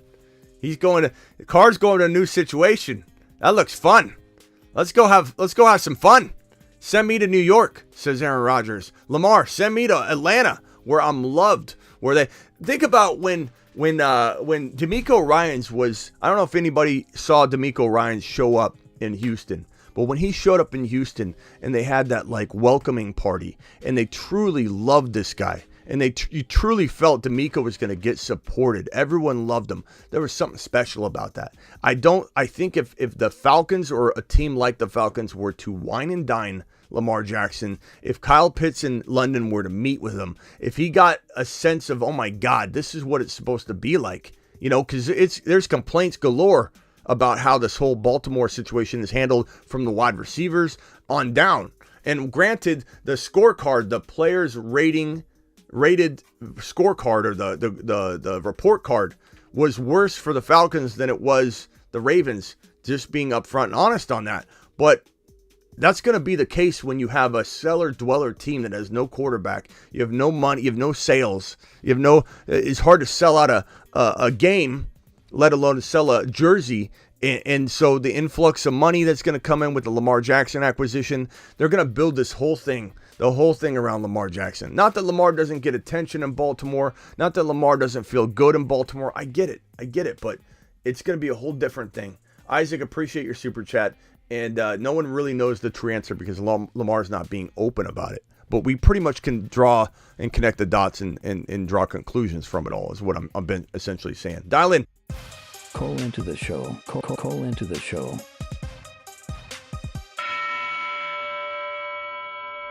I had to reset the phone line. I'm not sure who tried to dial in, and if you did try again, sometimes I need to reset everything, and I don't know until I don't get a call for 5 minutes that the phone lines are down. So I apologize for that. If anybody wants to talk about any of these conversations, this Geno contract was just crazy. Just craziness. I would say, let me see if I can pull up that Geno news again. Is this the Geno news? Let's see, where is that? I think it's right here. Yeah, Geno Smith. let's look at this deal. Wow. And let me see if there's any other news breaking right now, because I mean, Lord knows I'm trying to navigate a live stream. Unlike Mr. TD and his lack of appreciation for your boy Smitty, Mr. TD, I'm doing the best I can navigating every single one of these topics while also keeping an eye on the news. Geno Smith agreeing to a 3-year deal. Let me see if I can get more information on the details of the contract and if there's any other things, incentives or something else that's in this article. Let's have this be read for us. Let's do that while I search the comments and try and find good questions from you guys. So here's this one right here. Here's a little special reading for you. The NFL's comeback player of the year is coming back to Seattle. The Seahawks and Pro Bowl quarterback Geno Smith have reached an agreement on a 3-year, $105 million contract. Sources confirmed to ESPN's Jeremy Fowler and Adam Schefter on Monday. The deal includes $52 million in the first year, sources said. Both sides had expressed optimism that a deal would get done. By reaching an agreement on Monday, they beat the Tuesday deadline for teams to apply the franchise tag, which would have carried a $32.416 million price tag for quarterbacks in 2023. You're live on the Fantasy Football Show. Who am I talking to? Yes. Hello. This is the Chinese. Oh, hold on. Oh, is it the Chinese food again? Okay, what is here? Let me read your phone number back so that everybody can order Chinese food from this location. Here's the phone number. Are you ready? It's 602. You want me to keep reading it? Call back if you want me to read your phone number out to everybody so they can order Chinese food from your location, because it sounds like a really good Chinese food place that everybody would love. Let's hear he is. Here he is. Would you like me to read your phone number off? Yes. Hello. Yeah, read your phone. Calling. Read your phone number back. 602. Want me to read it for you? All right. Okay. Anyway, we'll give you one more shot. You call in again, we'll read your phone number off so that people can order from your restaurant, because I want to send you business. Seahawks and Pro Bowl quarterback Geno Smith coming to terms on such a big deal, guys. $52 million in his first year. That is bank. That is bank. Jimmy's getting paid. Hopefully Mike White's getting paid. It's crazy. I want Beijing beef. I do feel like Chinese food at this point. I'm not gonna lie. Maybe I should have heard him out and see. If he could send me a little Chinese food sample platter, and we could send him some business. Let's see here. Text to speech or math mode. You got text to speech or math mode. It's super fast. When I do text to speech, I do it rapidly, like this right here. And we'll read the final section. Both sides had expressed optimism that a deal would get done. By reaching an agreement on Monday, they beat the Tuesday deadline for teams to apply the franchise tag, which would have carried a $32.416 million price tag for quarterbacks in 2023. It would have. See, what's so funny is everybody reports this franchise tag, even this ESPN article. It's not $32 million. It's either $45 or $32 million. Like a lot of people say the franchise tag's $32 million. It's not the franchise tag's $32 million. One of the franchise tags is $32 million. Do they think that someone would have taken Geno off their hands for 2 first-rounders? Probably not. So he probably would have been franchise tagged with the $32 million non-exclusive tag. Will Lamar Jackson be stolen away for 2 first-rounders? Absolutely. So they can't non-exclusive tag Lamar. They can't. It would be stupid. They'd be giving up an extra first-rounder. Orange chicken orange chicken's pretty good. I like teriyaki chicken myself. This is from Devo with the $5 hauler. Devo, appreciate you, my guy. Sounds like Geno gets $50 million his first year. I like the thought of a mid-round QB in the draft. Fix that D now and maybe a wide receiver 3 and a center, says Devo. He's obviously a Hawks fan. He's got a Hawk in his avatar here. Appreciate you. And yeah, I mean, you got to like it. It's better than nothing, bro. It's better than nothing. And I don't know if I would have signed him to a long-term deal, though. To be honest, I probably would have franchise tagged him for the $32 million. Like, that's what I guess it doesn't make sense to me. Like, let's look at this objectively, okay? Let's look at it objectively. He's getting $52 million in the first year. Why not franchise tag him for $32 million? If he proves it again, then offer him a big fat contract. Like, why give him a big deal unless there's something where there's an out after year 1? And we'll have to look at the details. But why not give him $32 million on the franchise tag, draft a rookie. If the rookie doesn't work out, then you've got Geno as a backup plan. But I don't know that I would have signed him to a 3-year, $105 million contract that includes $52 million in year one, when $45 million is the exclusive tag, $32 is the non-exclusive tag. It doesn't really make much sense to me, but if they believe in him, they believe in him. So it is what it is. Just got here, but saw Ingram got tagged too. Yep, we went through all the news. Make sure you watch back. Ridley reinstated. Lamar Jackson no closer to a deal. Henry on the move, potentially getting traded. Carr, $100 million guaranteed amount of money. $60 million at signing. $150 million deal with the $100 million guaranteed. Tony Pollard franchise tag. Jacobs franchise tagged. Geno Smith getting his fat contract, $52 million up front. Kind of crazy, bro. Kind of crazy. Yeah, and I don't know what the out is on his contract. Some of you saying he won't make it through 3 years of the contract. He might not. Depends on the out. I imagine it's not a full guaranteed deal. It sounds like he's getting $52 million in his first year as his guarantee. The rest of it might be very team friendly. And I can understand that. But again, why not give him I guess what they're doing is they're saying, hey, instead of giving you 32, we'll give you the 52, which is going to be team friendly for us to do in a certain way. And they got guys thinking stuff up to figure all this out, right? So we'll give you 52, and then you give us the option of keeping you on the second and third year. That way you're getting more than the 32. Like that might be what it ends up being once we see the details of the contract. And then that would maybe make sense. It's like you're paying him more than the $32 million in year one for the option of having the flexibility of, if he's the real deal, you didn't screw up by by giving him $32 million on a non-exclusive tag. I get it. Live chat is starting to fill up again. Not quite where we are during the season, but 120 plus. Let's go. Yeah, bro. We break news like nobody else. I even waited a little bit to get on this because I'd gone live twice in a row on the Derrick Carr and the Tony Pollard situation. 2 separate live streams back to back. I had to go run a few errands. So, I didn't go live immediately, but I go live literally within an hour or so of any breaking news, usually within 2 to 5 minutes, 2 to 10 minutes or an hour. And the thing about it with my channel, if you're new to my channel, hit subscribe, is when something breaks, I go live and we talk about it and the implications of it all, the ramifications, the players that get affected by it. There's so much involved in a situation like this. And more so than talking about, like, when we talk about Carr, what does it mean for Carr? What does it mean for Chris Olave? That's first, right? That's like first on our mind. But even more importantly, what does it maybe do to the landscape for Aaron Rodgers and for Lamar Jackson? What does it do to the psyche of both these guys? What does it potentially do across the board? There's so many implications. Then you talk about, now that it's the Jets have only Aaron Rodgers in play. Derek Carr's off the board. So this is it. Garrett Wilson, we're a little bit worried about Aaron Rodgers not landing in a New York Jet uniform, because if he doesn't, what is Garrett Wilson going to have? What's Breece Hall going to have in terms of a quarterback? And so there's a little bit of concern here at this point. I don't know. I don't know what we should do. Swaggy says Carr is a slight upgrade in New Orleans, not much. I totally disagree with that, but I appreciate your opinion, and you're not the only one that feels that way. That's for sure.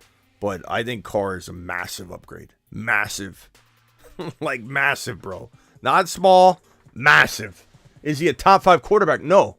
But the Saints never had a chance at a top 5 quarterback. Is he a top 8 to 12? Absolutely. With a big range there, because that's the nature of the quarterback position, especially year to year. But he could be the 7 or 8 or 9 quarterback, 2 out of the next 3 years. Zach Wilson going to start. Oh, good Lord. Sometimes I even forget Zach Wilson's on the roster, to be honest with you. But Mike White, I hope they re-sign Mike White if they end up missing out. Danny Dimes is getting franchise tagged. So Geno staying. We gotta put an X over Geno Smith's face. So Geno is already off the board. Carr is off the board. I was gonna put an X over him, but I feel like X is like Brady's like out of it. We've got Derek Carr, Geno.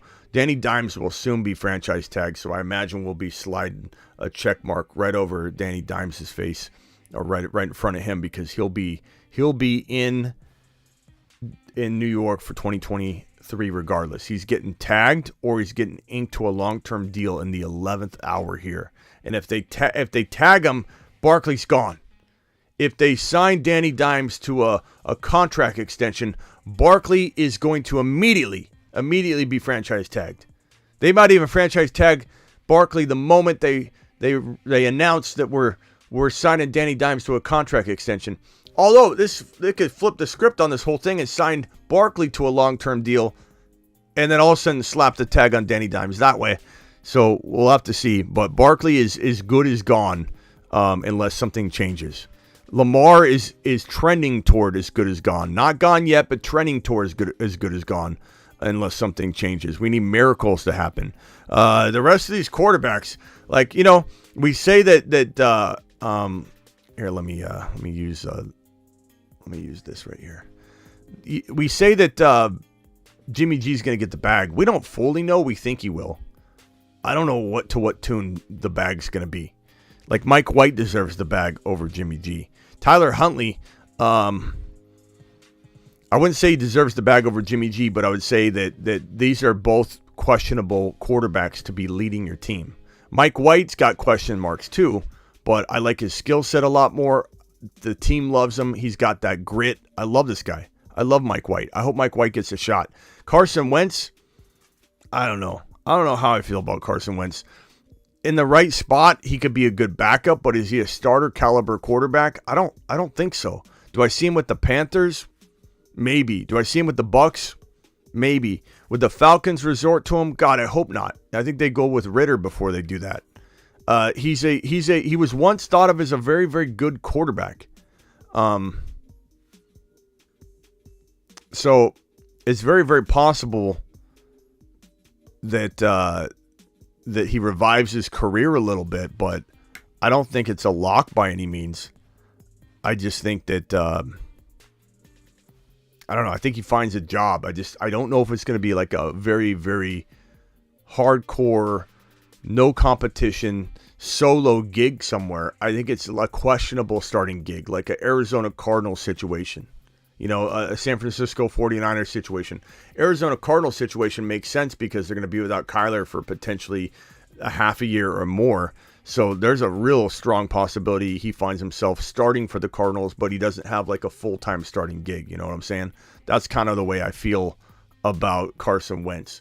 Mike White, Jimmy G, Baker Mayfield, maybe Brissett feel like the four quarterbacks, Carson Wentz, the four or five quarterbacks that have the potential to get the starting jobs that are kind of sitting there open. But then these rookies are going to consume four of them. Rodgers retires, says Dromey. I don't know, bro. I doubt it. I don't think Rodgers retires. I think Rodgers fully wants to play. I think Rodgers is just deciding where he wants to go, bro. I think that's what it really comes down to. What's up, East Coast Taddy? Appreciate you being here. Chargers, go pick up Derrick Henry. It's not crazy. It's not out of the world, out of the realm of possibility. But I don't know.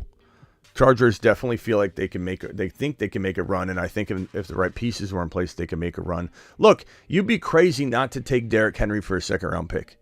Absolutely crazy. Geno Smith finalizing his deal. Absolutely crazy. Unbelievable.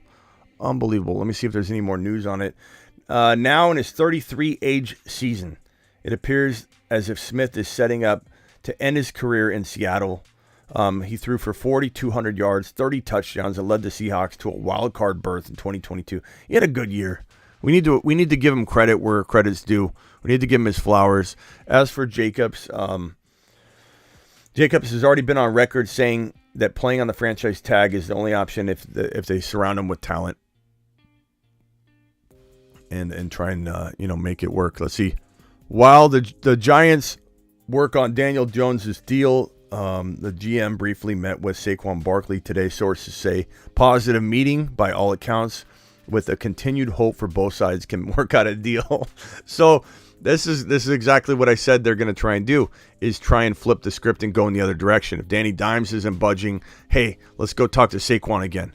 Let's get a deal done with Saquon. So exactly what we said would happen is starting to happen here in this 11th hour. They're trying to pull out all the stops. They need to get a deal done with one of them. They get a deal done with one of them, guess what? The other one's getting tagged. Guess what? The Giants get to keep both guys. If only one gets franchise tagged and no one works out a deal, they're losing Barkley because they're not going to let Danny Dimes go. So this is that piece of news right here. Saquon Barkley and the team met today. Positive meeting by all accounts, says Mikey boy. Let's see here. Let's see what happens with Jones first, he says. Interesting. I don't see any other news right now. I'm trying to gloss over all the news that has broken in the last 2 hours because the Derrick Carr, the Jacobs, the Ridley, these pieces of news were so big that and even Ingram got kind of glossed over because Ingram happened and then all the other news started to drop. But Ingram, I obviously talked about already. He's franchise tagged. Kansas City, obviously they let go of Orlando Brown, which is a smart move because franchise tagging him again would be an absolute mistake because they'd have to pay him 120% of last year's franchise tag amount because they franchise tagged him already. It's not as simple as franchise tagging a guy 2 years in a row. It's a very, very costly proposition, way more so than just tagging him one time.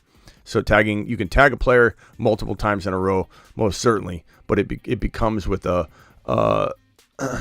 it comes with a cost.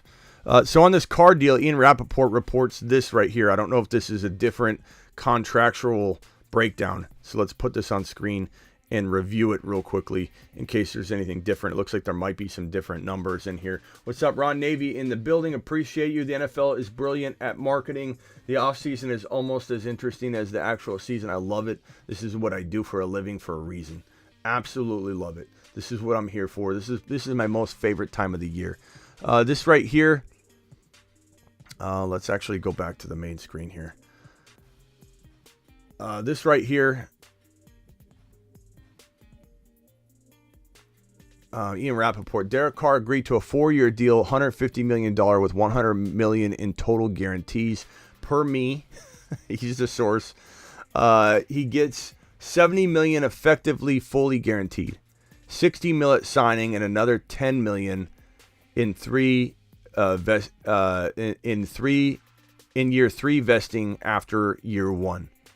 Carr structures his deal to accommodate the Saints' cap issues. So it looks like he gets $60 million at signing, and then over the course of 3 years, $10 million per year additionally.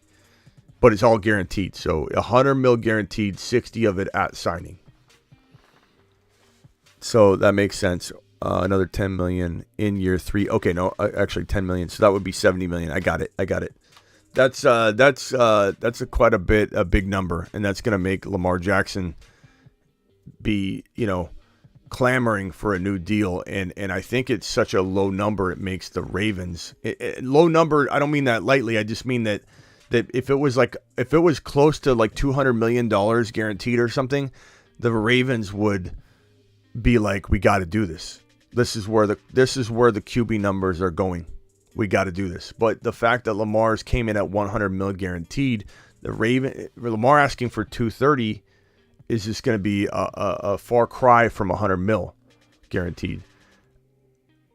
So, how much did Carr make last year? I don't know what the exact number was, but I believe his amount that he would have got paid if he stayed on roster was $40 million? Something like that. So Carr was released for that reason. But what's crazy is if the Raiders sign Jimmy G to anything close to what Carr was going to get paid in 2023, the Raiders are a debacle. And the Raiders are just literally digging themselves a hole that it's going to take 10 years to get out of. You have Devontae Adams. You have Devontae Adams on a monster contract, and he's not getting any younger, and you let Derek Carr go instead of fixing the problems surrounding Derek Carr. Absolute travesty for the Raiders. If you don't land Aaron Rodgers, The Raiders, after franchise tagging Jacobs and signing Adams to a long-term deal for what? Why would you sign Adams to a long-term deal? Why would you franchise tag Jacobs when you have no quarterback or ability to win football games on the regular? It makes no sense whatsoever. The Raiders are a debacle. What's up? COD, what's going on? No NFL team is going to pay Deshaun Watson prices for a QB. I don't care who it is. Steven, I understand where you're coming from on this, but it's going there. It's 100% going there. Maybe fully guaranteed deals won't happen, but like $200 million guaranteed on a $300 million deal, those are happening. $450 million for, let's say, on a 10-year deal for Jalen Hurts with $250 of it guaranteed, those are happening. The salary cap has gone up over 20% over the last 2 years. It's going to go up another 20% over the next 2 years, bro. It is happening. Jalen Hurts, when he signs his deal, bro, Jalen Hurts is going to get $350, $450, depending on if it's an 8-year, 10-year, 7-year.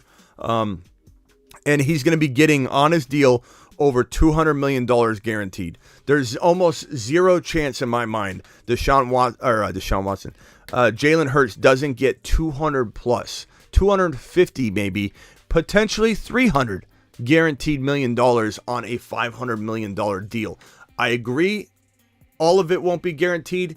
That doesn't make sense. You can make the number bigger. You can create incentives. You can promise a player that if you pull your weight and we want you and we keep you, you're going to make the $450, $500 million.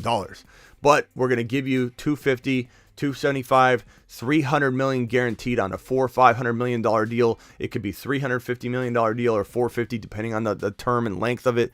But we're absolutely headed there. Deshaun Watson's contract, mark my words. Mark my words, pal. Steven, I appreciate you. I'm not trying to go at your comment. Mark my words.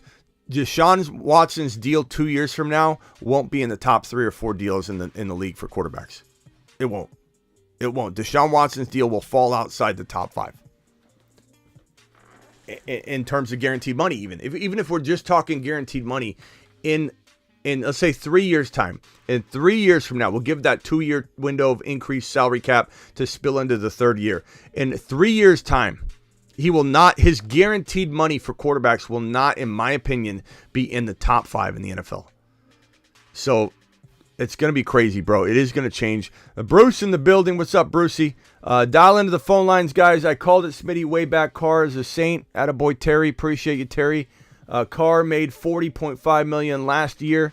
Yeah, so he was going to get paid, I believe, another $42 million, something like that, for 2023. If the Raiders pay Jimmy G that, I'm going to laugh. I'm going to laugh that they're paying Jimmy G what they could have just paid Derek Carr. Derek Carr is 10 times the quarterback of Jimmy G. QBs are spoiled, says D-Town. Man, Browns ruin everything. You can't have nice things in Cleveland. You can't have nice things if Cleveland's involved. Or at least Cleveland won't have nice things. I guess if you're the Texans, if you're the trading partner, you can have nice things, and Cleveland decides not to. Houston used to do that too. The Cardinals took advantage of Houston a number of times. But now it's Caserio. Caserio's the GM. Houston's a whole different monster now. Houston's building something. Well, then you can't field a decent team. Steven, good point. But with the salary cap increases, do you remember when Mahomes signed his 10-year deal, bro? His 10-year, what was it, $500 million deal? Do you remember when he signed that deal? Everybody said the Chiefs will never, ever win again. They said that. People said that. The Chiefs, bro, I'm not talking about one or two people. I'm talking about the consensus out there. Even amongst fans, amongst pundits, they said the Chiefs will maybe they'll win for a year or two, but they'll never be able to build around Mahomes. They're going to lose people left and right. Their offensive line was bad. Remember, their offensive line was bad. They retooled their offensive line in one offseason, and now look at their offensive line. Now look what they're doing. So I hear what you're saying, Steven, but the salary cap goes up every single 2 years, roughly 20%. And so there's more money to spend And I hear what you're saying, but I think you can easily move money around. Not to mention the salary cap is fictitious to a degree. You can bump things into signing bonuses. You can stretch things out. In the case of Aaron Rodgers, the cap hit that the team's going to have in trading Aaron Rodgers away gets spread out over multiple years. If they trade him after June 1, then if they trade him before June 1, there's so many ways to move the numbers around.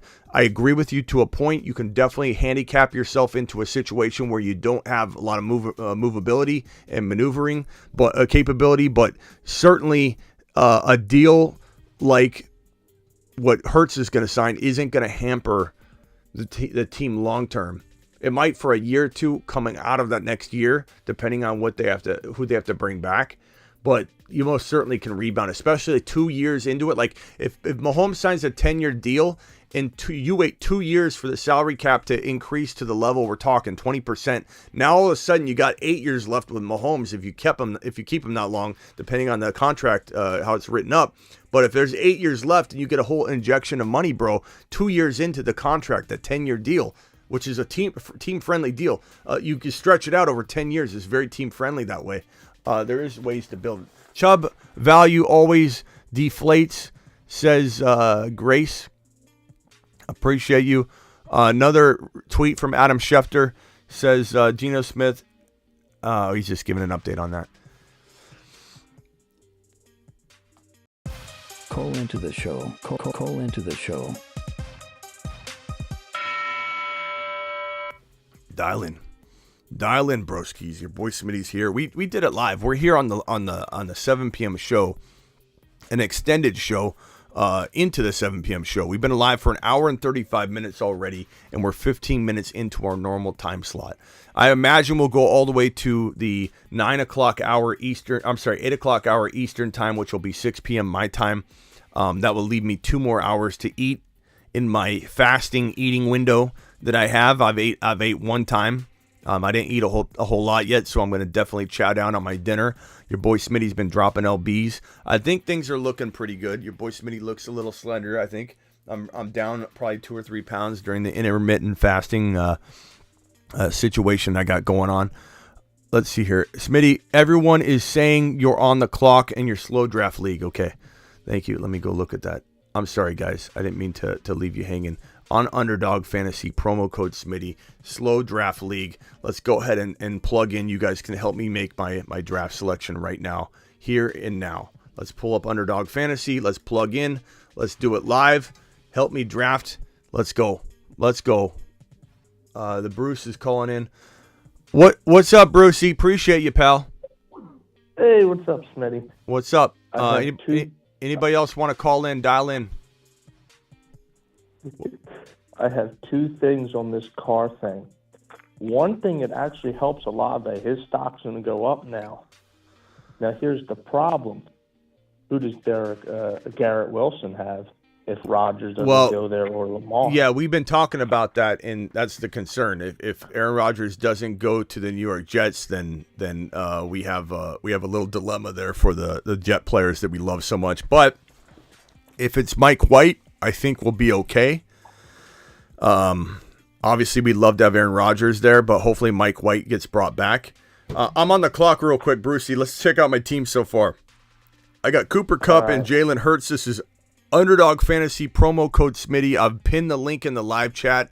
Please go to that link, sign up, and if you're new to Underdog will give you $100 bonus match, dollar for dollar on your first deposit. And when I say we draft live together at night, at midnight, pretty much every other night on the YouTube channel, it's on here, Underdog. They're real leagues. They're not mock drafts.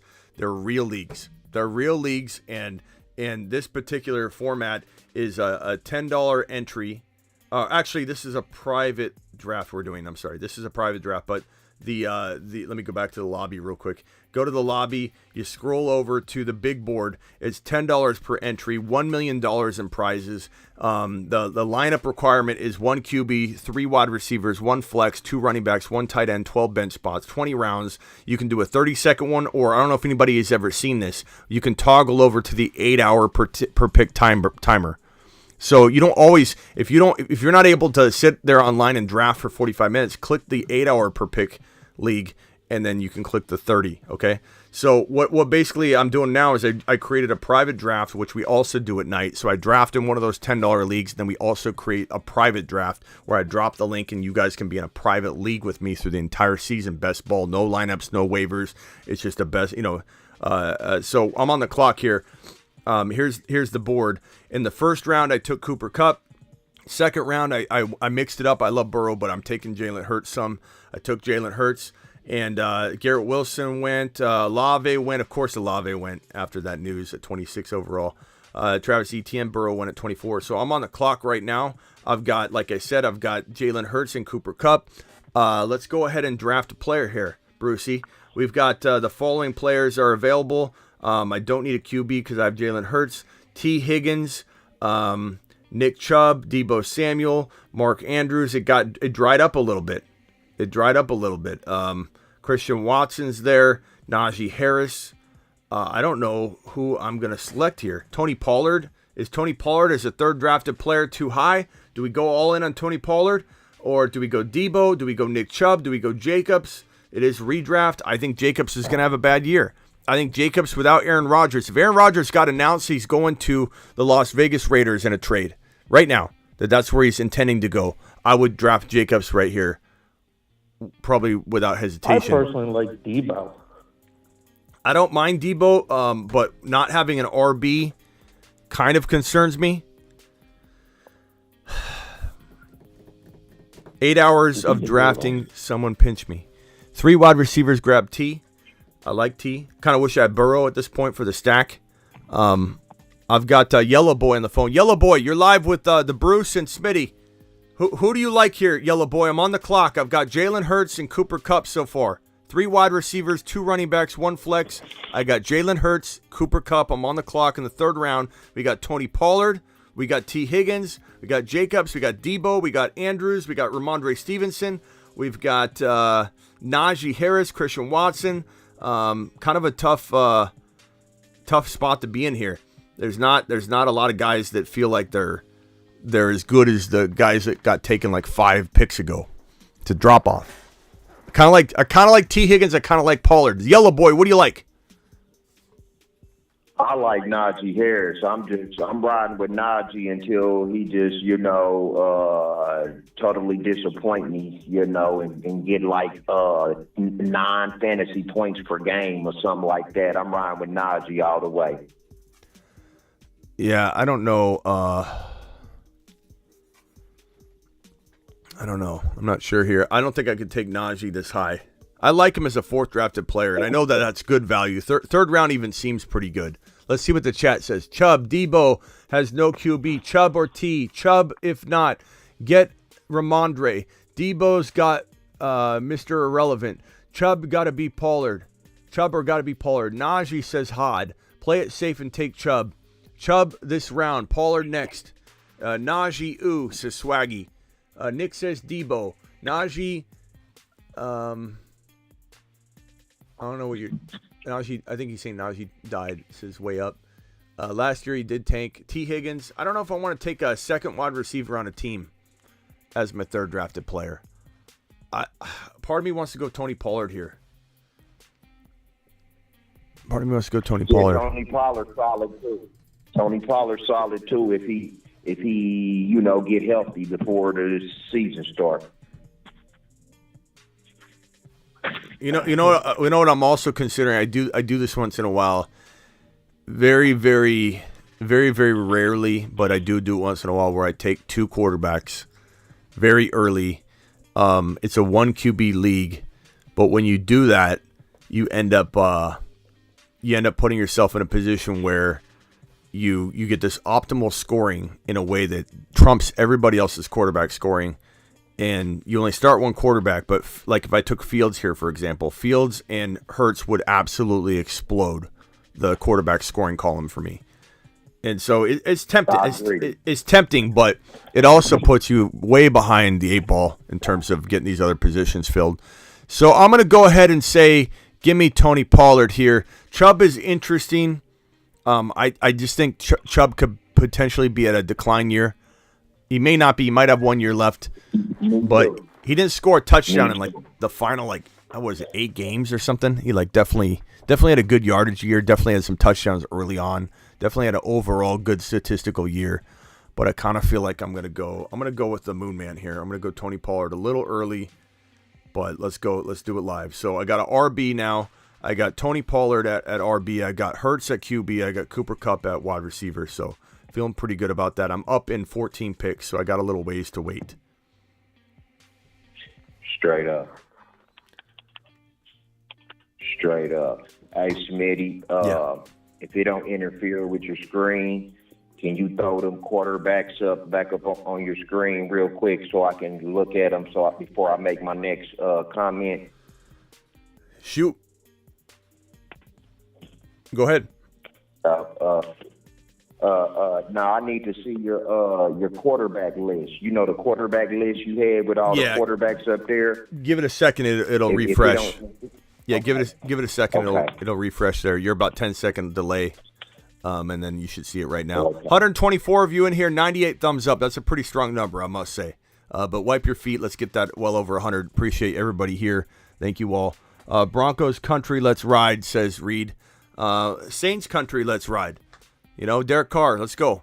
Give Derrick Carr his respect. Pollard, eyeball emoji, says D-Money. All right, you see the quarterbacks? What can I help you with?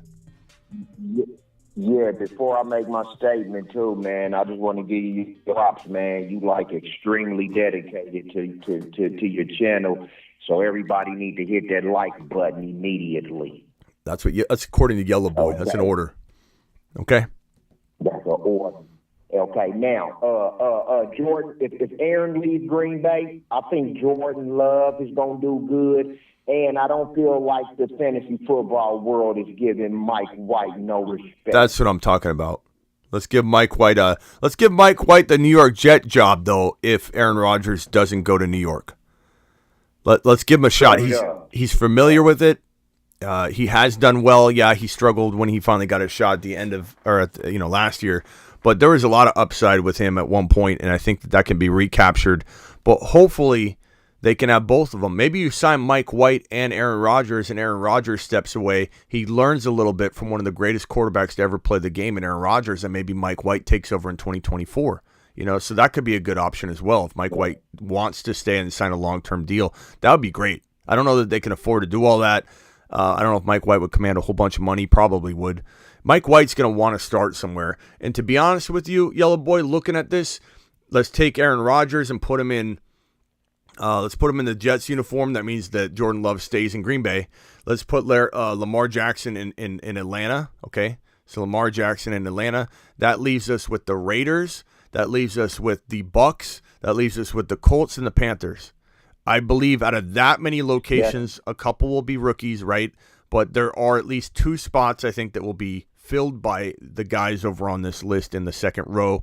I think Mike White should be one of them. I think Jimmy will be default one of them, even though I don't like Jimmy G. So it comes down to Mike White and Wentz and Huntley. Maybe Baker. Straight up. Huntley solid too, but I think Aaron needs to come on home and go to Carolina so we can, poke our chest out a little bit. And if we don't get Aaron Rodgers to come to Carolina, we should draft that youngin. What's his name from Florida Gators? Richardson? Yeah. Richardson? I don't think you're going to get him, though, but I agree with you. That'd be kind of a cool fit. And he loves Cam Newton. So, he might really want that. That might be Cam Newton's like his favorite player of all time. But Carolina has to trade up. He's going number 1 or number 2 overall, or at least number 3 overall. The first 3 picks will be quarterbacks, meaning the Cardinals trade down. The draft capital is way too valuable for the Cardinals to sit at number 3. It is going to be Stroud, Richardson, Bryce Young, or Bryce Young, Richardson, Stroud, or whatever. I feel like Stroud is a lock to be top 2. So I think it's going to be Bryce Young or Richardson that falls to 3. I don't think Stroud's falling to 3. But the crazy part is I feel like Stroud is a lock to be top 2, but he's not a lock to be number 1. I feel like Richardson in the 11th hour could climb into the number 1 spot, but he also could be number 3. So it's really crazy. It kind of depends on fit. It depends on who has the cojones to trade up to number 1. Whoever trades up to number 1 is going to set the tone, obviously.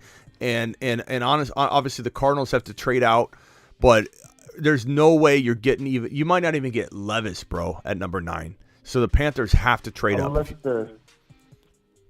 Unless someone. Yeah, has I forgot the about cojones. Levis. Levis solid. Yeah, he looks okay. What'd you say, Bruce? I said unless someone has the cojones to ask the Cardinals for Kyler Murray.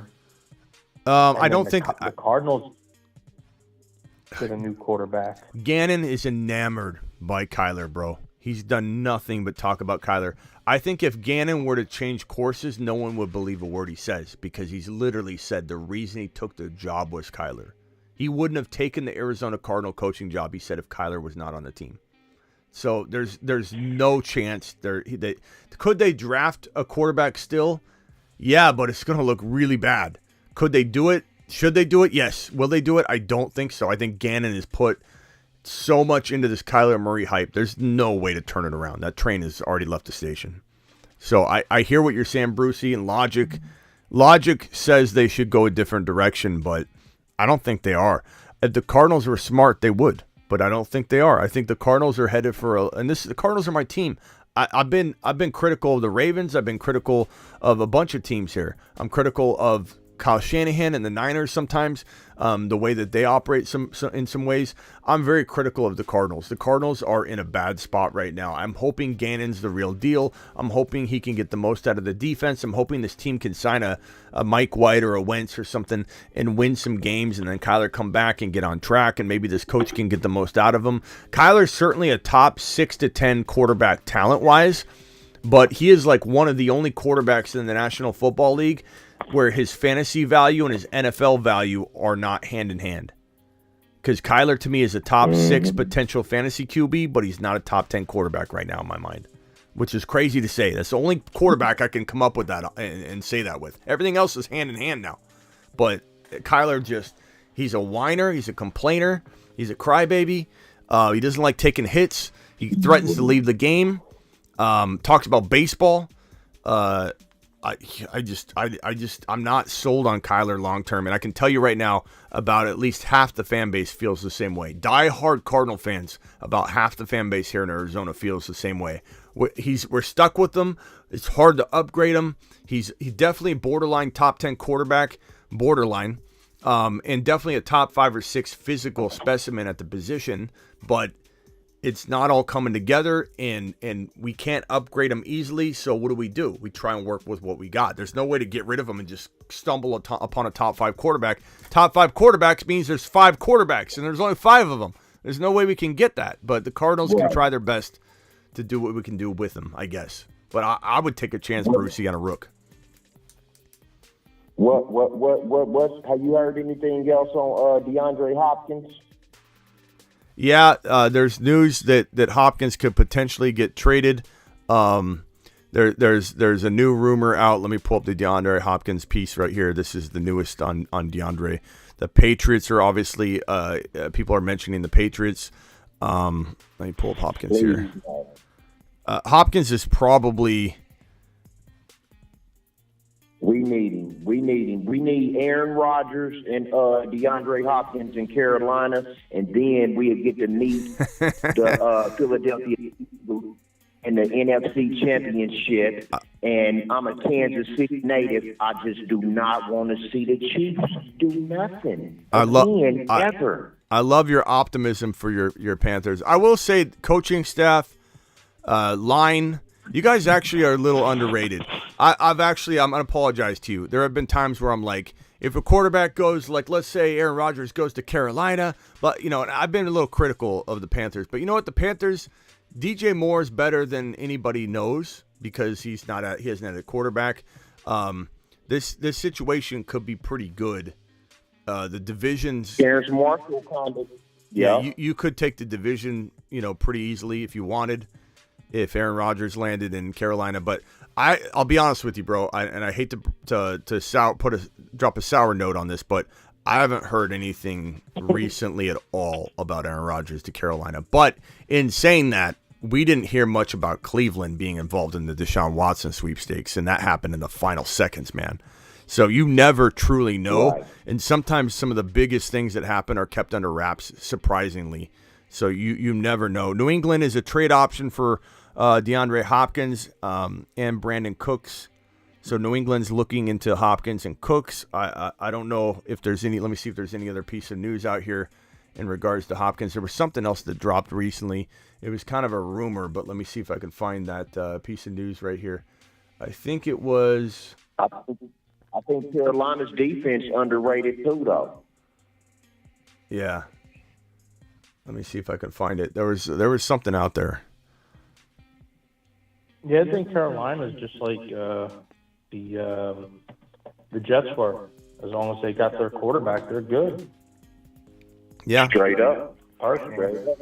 I mean, they could definitely turn some heads if they had but the problem is, I don't think they have one shot. Lamar's another option too. Like if Lamar in the 11th hour, if the Carolina Panthers came up with some kind of monster trade package, maybe Lamar would want to play in Carolina. I don't know what ties he has to Carolina or how much love he has for Carolina, but that's certainly a better option than Baltimore under the current conditions in Baltimore.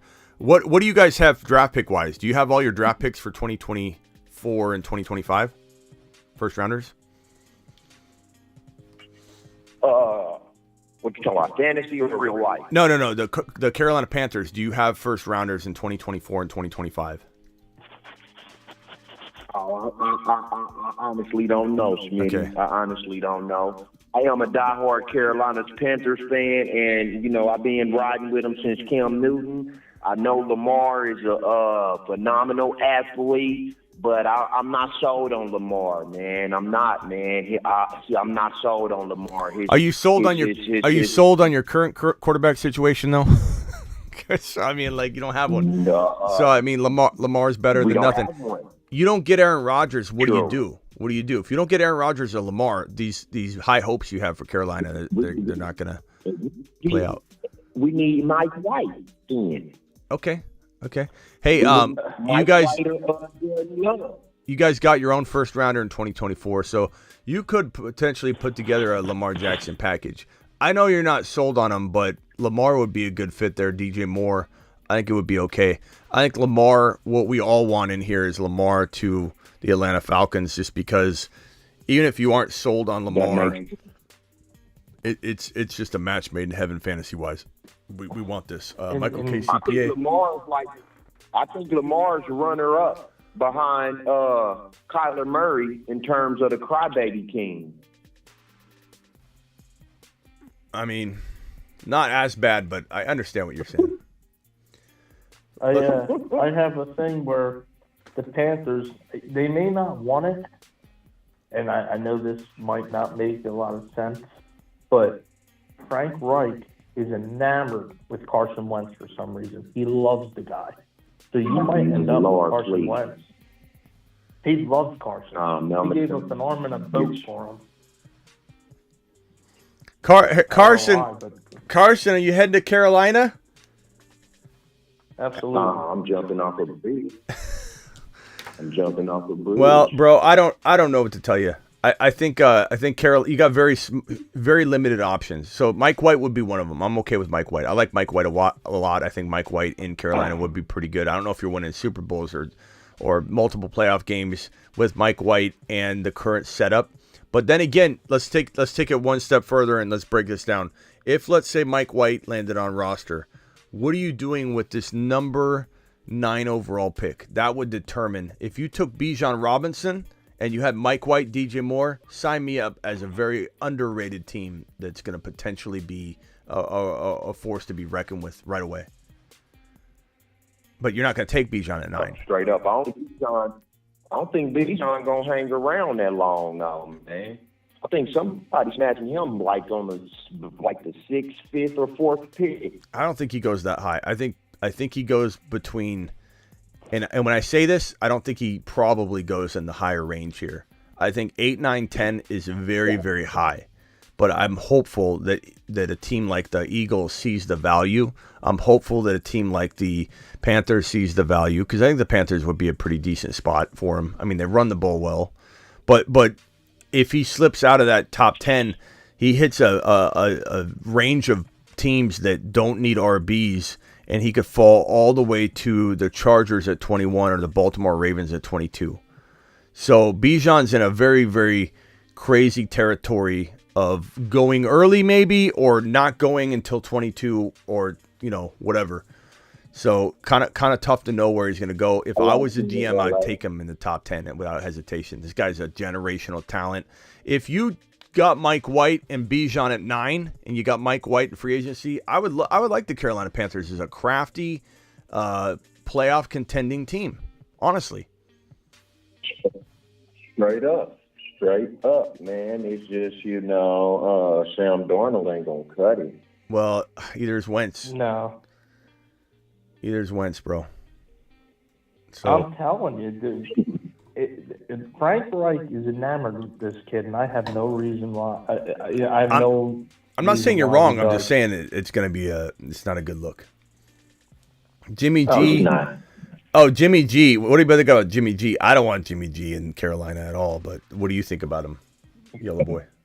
No, please no. Yeah, that's an option. Jimmy G to the Raiders or Jimmy G to the Panthers seems like the lead dog candidates to land Jimmy G, unfortunately. You better hope the Raiders pull out all the stops. Don't hurt Devontae. Yeah, he can't throw to Devontae near as well as Carr. Devontae falls from if Aaron Rodgers lands in Green Bay, or let's say Derek Carr stayed, which obviously he didn't. Devontae Adams is a top 4, top 5 wide receiver in fantasy football and in the NFL, NFL context.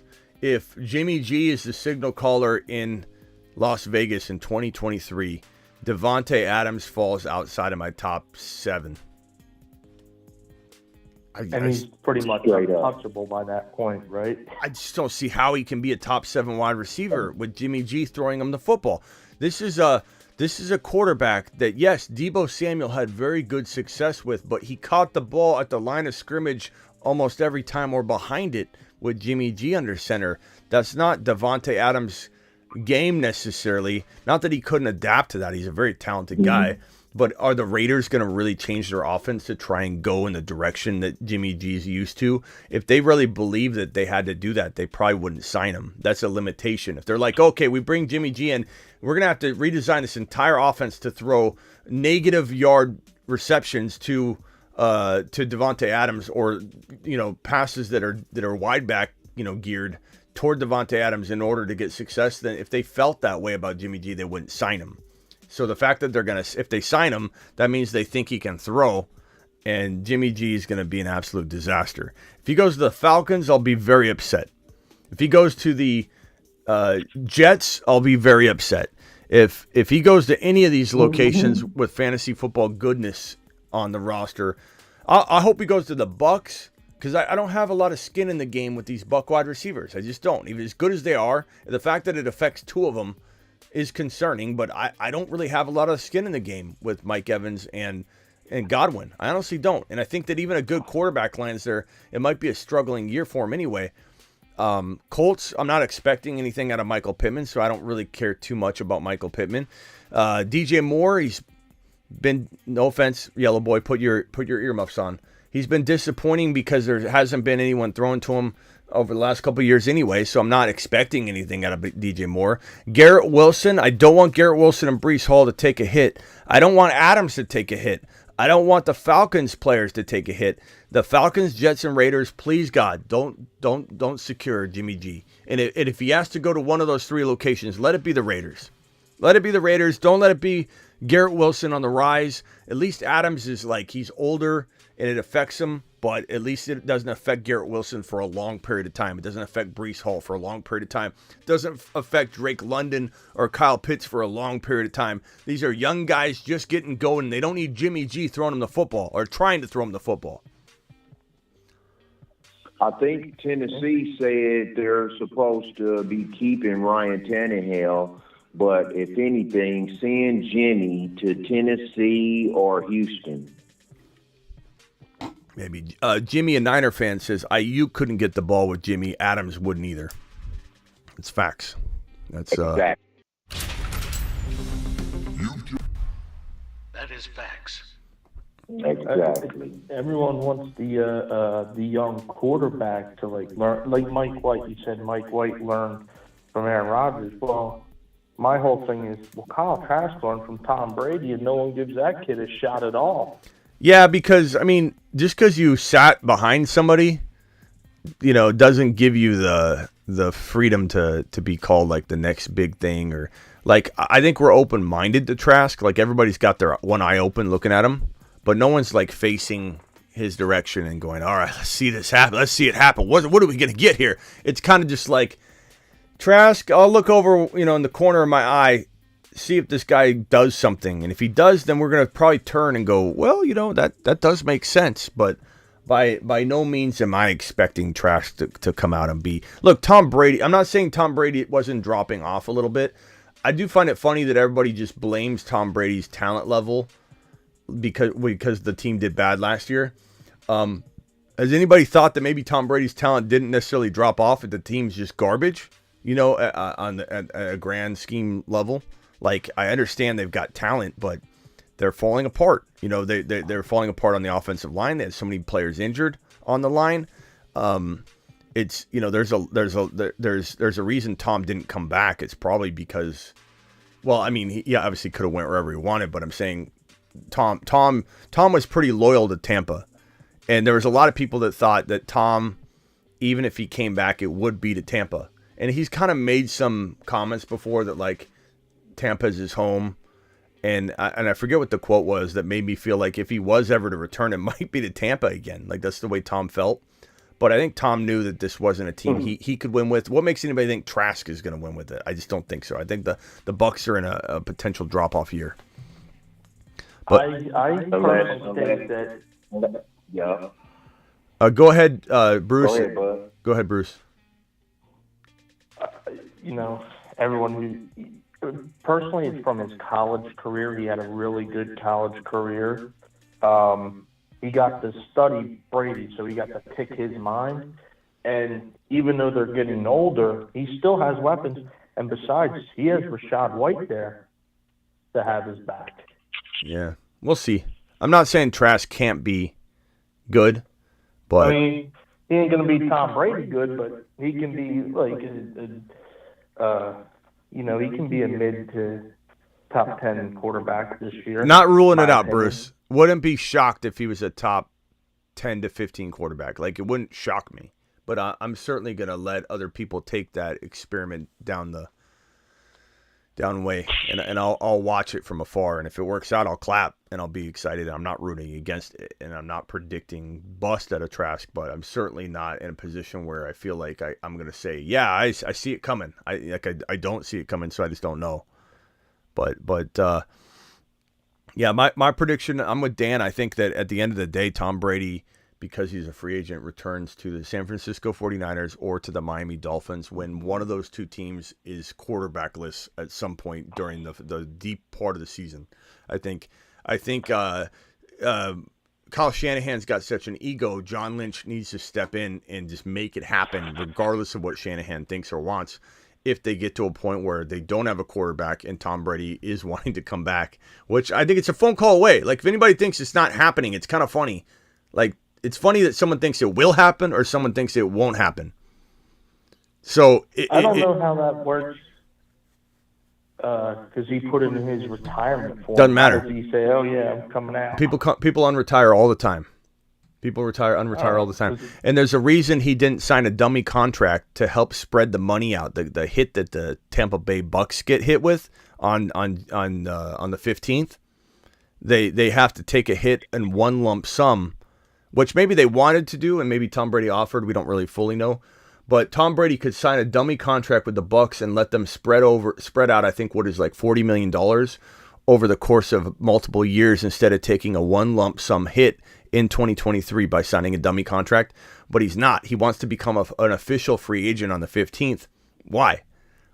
Keep his options open. That's why. And maybe he doesn't exercise those options. I'm not saying he's a guaranteed lock to come back. I think the right situation would have to emerge. But if anybody thinks that Tua Tagovailoa is going to stay upright all year, you're a very optimistic individual. And I want you on my side because you're a loyal, optimistic person. And I like that. But I don't think Tua is going to stay upright. And I don't think Tua's playing football past week 12 or week 14 because all it's going to take is one hit, and he realizes he's going to finally realize himself and accept it himself that I got love tapped, bro, by the ground. Just a little itty bitty tap on the ground, and this guy's going to wake up and say, oh my God. Like literally my head cannot handle any kind of bump at all. The guy's taking, what is it, judo or is it judo classes to learn, or jiu-jitsu or whatever, to learn how to fall. Like he's literally trying to learn how to fall properly. Why? Because his head is not able to hit the ground or he will get concussed. Like, it's so weird that there's even doctors, supposedly, the GM of the Dolphins saying there are doctors that have advised him that Tua is no more likely to suffer a concussion than the average player in the NFL. No more likely. That is the biggest bunch of BS I've ever heard in my life. They can take a laugh for saying that. What'd you say, Yellow Boy? I said, I'm with you and the other guy on the phone, man. I ain't buying that. Tua, it's life is bigger than football. Tua, just think about what Smitty and the crew saying. Tua, go be a commentator, man. Yeah, it's not worth his health, but he'll have to come to that determination on his own. And as long as he passes the protocols, which are currently in place to detect if you're in a concussive state currently. That's what the protocols are for. We don't understand concussions enough. The brain is a very complex situation. Like this is the most complex thing in the world. We don't know. There are people that dedicate their entire life to concussions in the brain that tell you we don't know anything about it. We still don't know enough about concussions to make any determination as to how likely you're going to be to get concussed or you're going to be to get concussed. What we do know is the pattern that reemerges. You're more likely to get concussed the more you get concussed. So it's the recidivism rate is crazy. So there's recidivism here that's going to be nonstop until the guy retires or steps down. Why else did Steve Young step away? Why did Kurt Warner step away? Let's stop pretending that you're not more likely to get concussed when you've had multiple concussions that have proven to come easier and easier. There's an easy pattern. It's pattern recognition 101. Concussion, okay. Concussion in the same game, 2 concussions in one game. That's probably what did him in. The team's responsible for that. Miami Mike's responsible for that. Then what does he do? Comes out, gets a love tap, concussion. Hits his head on the ground, concussion. Like those are signs that it's repetitive and it's happening easier and easier. And he's going to take judo or whatever kind of classes so he can learn to fall and try and keep his head up so he doesn't hit it on the ground because he knows he's going to get concussed. I'm not making fun of him or making light of it. Prayers up for Tua, and I hope he doesn't have any long-term effects from this. But this guy might have to find out on his own, like come to his own terms and say, I just got concussed again. This is not working. This is not working, and I'm being told already that my life is on the line, and I need to take it seriously. My whole point being, Tom Brady's going to get a call from Miami Mike, unfortunately, in my opinion. And Miami Mike's going to say, hey, I want to burn Shanahan bad. And I know that they're going to vie for you because their quarterbacks are in a mess right now because that's the way it's going to be for the Niners because the way the Niners operate. That's the way Shanahan runs his system. Tight ends blocking linebackers, not working on the offensive line in the offseason, instead holding Jimmy G to a big like it's proven, running Trey Lance up the gut in the A gap, the B gap, running him like a fullback. These are things that lead to quarterback injuries. I'm tired of people saying that Shanahan doesn't cause injuries with his quarterback. His scheme does. Making a guy come in, I was going to say making Purdy come in after he tore his arm. Yeah. But anyway, so my point is that Aaron Rodgers is probably coming back at some point. That's my guess anyway. File on in, hit that thumb up button, dial in if you want to get on this panel, this phone call panel, and add a different question to the table.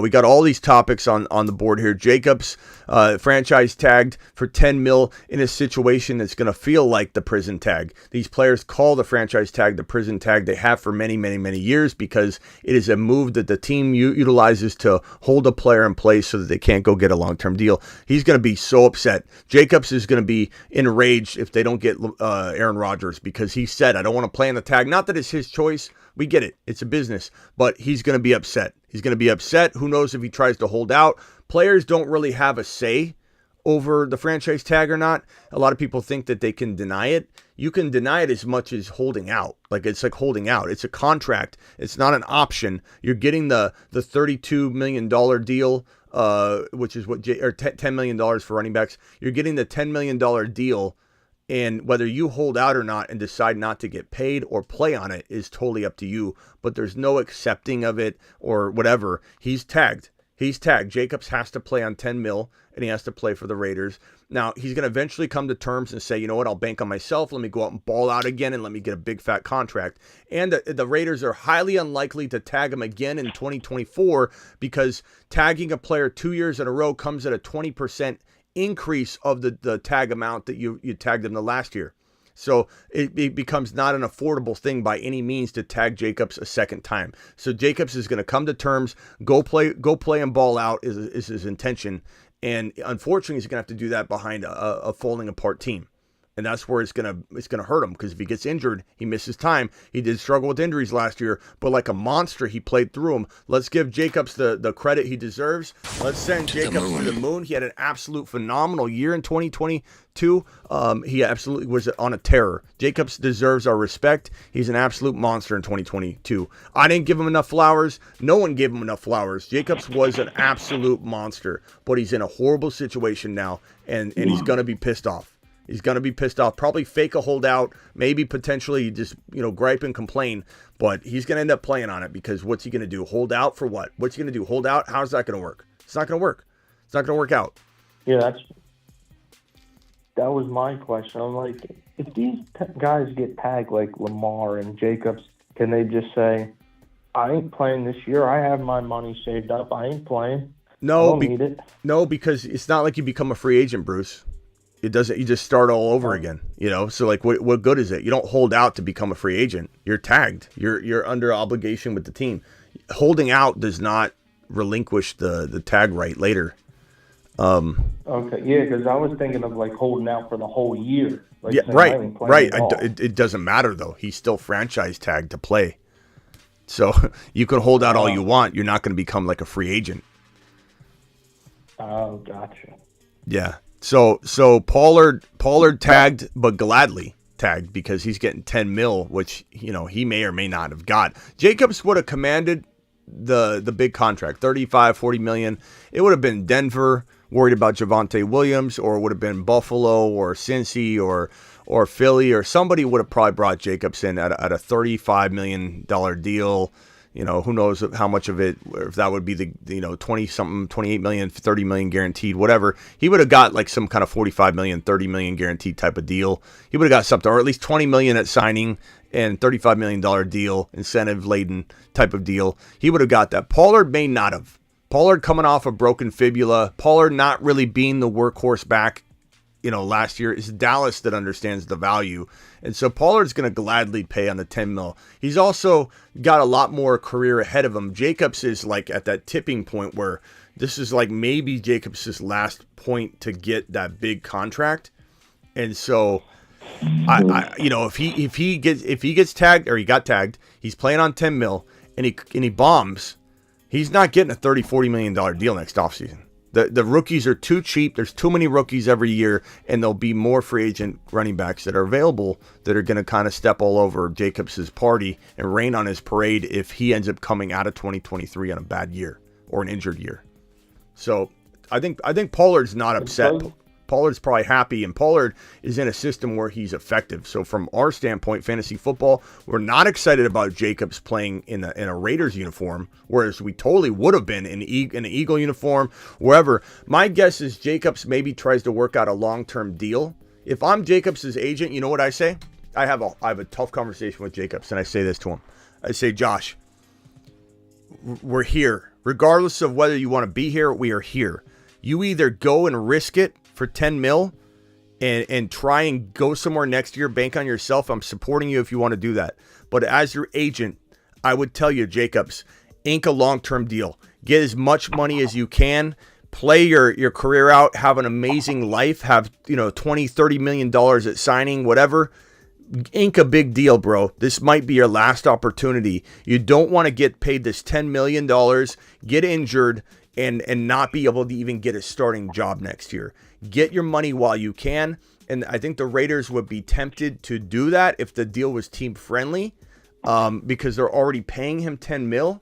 So we'll see what happens. But I think Jacobs is going to be more inclined to be unhappily wedded to the Raiders long term, because now what's he going to do?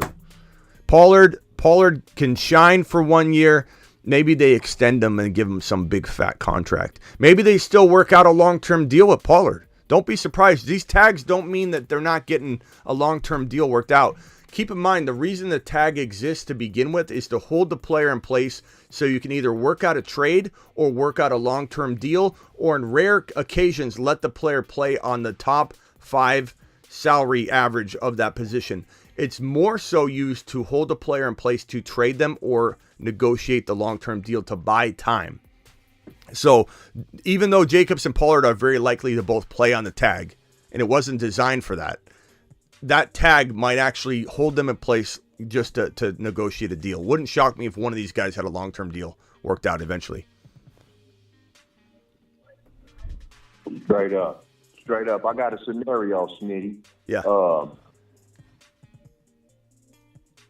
The New York Giants, man. I really don't see. Okay, let's say hypothetically speaking, they keep Daniel Jones and Saquon Barkley. I still don't see that team, going deep into the playoffs and sure not to get a ring. So I think it would be best to keep Danny Dimes and let Saquon walk, and then that'll make the fantasy football world happier too, though, because we get to see Saquon somewhere, Yeah, I've got my running back board up right now. Tony Pollard is off the board here. We're going to go ahead and remove Tony Pollard and Josh Jacobs. These guys are franchise tagged, and they're currently in their location. Let me get rid of Las Vegas as a landing spot. So we got Josh Jacobs in Las Vegas. We've got Tony Pollard in Dallas. So we're going to put Tony Pollard over by Dallas. These are off the board. These two running backs are off the board. So now we have Saquon Barkley probably becoming a free agent unless some miracle happens and the team either signs Barkley to a long-term deal or Danny Dimes to a long-term deal. And it sounds like Barkley and the team, they met today. Talks were really, really good according to reports. There is a chance that let me see if I can find this Barkley news here. I've got it right here. There's a chance that the team signs Saquon Barkley to a long-term deal, and then they end up franchise tagging Danny Dimes, which they'll do anyway. But it does feel like there's a really strong shot that Danny Dimes is getting franchise tagged no matter what, because this is the latest report. NFL Network reporting that nothing seems intimate between the Giants and Danny Dimes as far as a contract extension goes prior to Tuesday's franchise tag deadline. So this is a dead end at this point. The money request for Danny Dimes about $40 plus million. The Giants don't want to pay it. I don't blame them. They're going to pay him $32 million for 1 year and then see how it goes. That I understand. Paying him 40 plus for multiple years doesn't make sense when the franchise tag amount is lower for 1 year. It's lower for 1 year. The only risk you have is that you lose a guy you think is going to be an unbelievable player. And I don't know that they believe that. I think they truly believe that he's got upside, but I think they truly believe that it is Dable, and it probably is Dable. I think we all acknowledge it's probably Dable that is making this work. Now, the Saquon Barkley news, there's some movement going on with Saquon Barkley and his contract. I'm going to put that on screen right here, and we'll discuss that real briefly. Saquon Barkley, a lot more likely at this point in the 11th hour to sign a potential deal, a long-term deal with the Giants, which again would allow them to keep both. But I'm with you, Yellow Boy. I think we're all wanting Saquon Barkley to go somewhere else. But right here, according to NFL Network, Giants GM Joe, how do you say his name? Joe Robbie? Showen. How do you say his last name? I forget. Met with Saquon Barkley on Monday as the organization continues to contract extension talks with Barkley and Danny Dimes. So this is movement at least. But I'm with Yellow Boy. I want Barkley to land in Cincy, in Miami, in Buffalo. I don't know if Carolina would be better than New York, honestly. I think New York could. I'm sorry, Yellow Boy. I know Carolina's your team. But I think if Danny Dimes is in New York, I think that those are comparable situations. Philly would be an upgrade, and Chicago might even be pretty interesting. But I think, Carolina, Chicago, and New York are all arguable. But we literally have Philly, Buffalo, Miami, and Cincy as much more upgraded situations for Barkley. Kansas City? Straight up. I don't think Kansas City's going to pay that big of money for a running back, bro. They just rotate him too much. Garrett, try again. I'm not rejecting your call. I just didn't see it coming in. So, Barkley, I don't know. We got. I'll hop off, maybe. All right, bro. See you, Yellow Boy. Appreciate you. See you, Yellow Boy. All right, dial in one more time, Garrett. We'll see if we can get you in. But, yeah, Barkley potentially maybe going to get a deal worked out. I don't know. I think Barkley's probably saying this. If I'm Barkley, let me be honest with you. If I'm Barkley and they're not going above and beyond, they're not giving me exactly what I want, which maybe they're calling his bluff this entire time, and they're going to come in and say, give it to him. Let's get Barkley on board. Let's get Danny Dimes. Let's do our best to get this team put back together for another year. You know what the best solution to me is? Sign Barkley to a long-term deal, trade up, and get Anthony Richardson. Because if you put Anthony Richardson in a New York Giant uniform coached by Dable, who is notorious for taking an inaccurate quarterback or a quarterback with tons of raw talent like Josh Allen, and you give him, and Danny Dimes, and you give him a quarterback that has accuracy problems, but so much talent, as much talent as really anybody. And Danny Dimes is super talented. His ability to scramble. Look at Josh Allen and Danny Dimes. You can't discredit the similarities between their style of play. So you give him an Anthony Richardson, he's going to turn Anthony Richardson into a top 7 quarterback. So Dable would be, if I'm Dable, I go get Anthony Richardson and I start him as a rookie, and I don't even mess with Danny Dimes. I trade Danny Dimes if I can. I put a non-exclusive tag on him, I suppose, if you have to, but I don't think anybody's going to take him away for 2 first-rounders. So we got a caller on the line here with the Bruce and Smitty. You're live with both of us, pal. What can I do for you? Hey, Smitty, it's Garrett. What's up, Garrett? I was like kind of wondering, do you think Derrick Carr is really going to make that big of a difference? I do. I mean, look at what the Saints have been dealing with, man. And like I always say with defenses, the Saints are a top 10 defense. They've been a top 10 defense for the last handful of years. They're a top 10 defense. And when you look at a team that can't move the football down the field effectively or consistently, that defense looks a lot worse than it actually is. So to be a top 10 defense with the offensive struggles is actually really, really impressive. And the defense could be a whole 2 or 3 spots ranked higher at the end of the day with good quarterback play that keeps the defense fresh and has good, back and forth between the two. Good ball control, draining of the clock, good field position. Defense comes in, does its job. Very, very different when a defense doesn't have to be on the field constantly and is put in a bunch of very bad spots.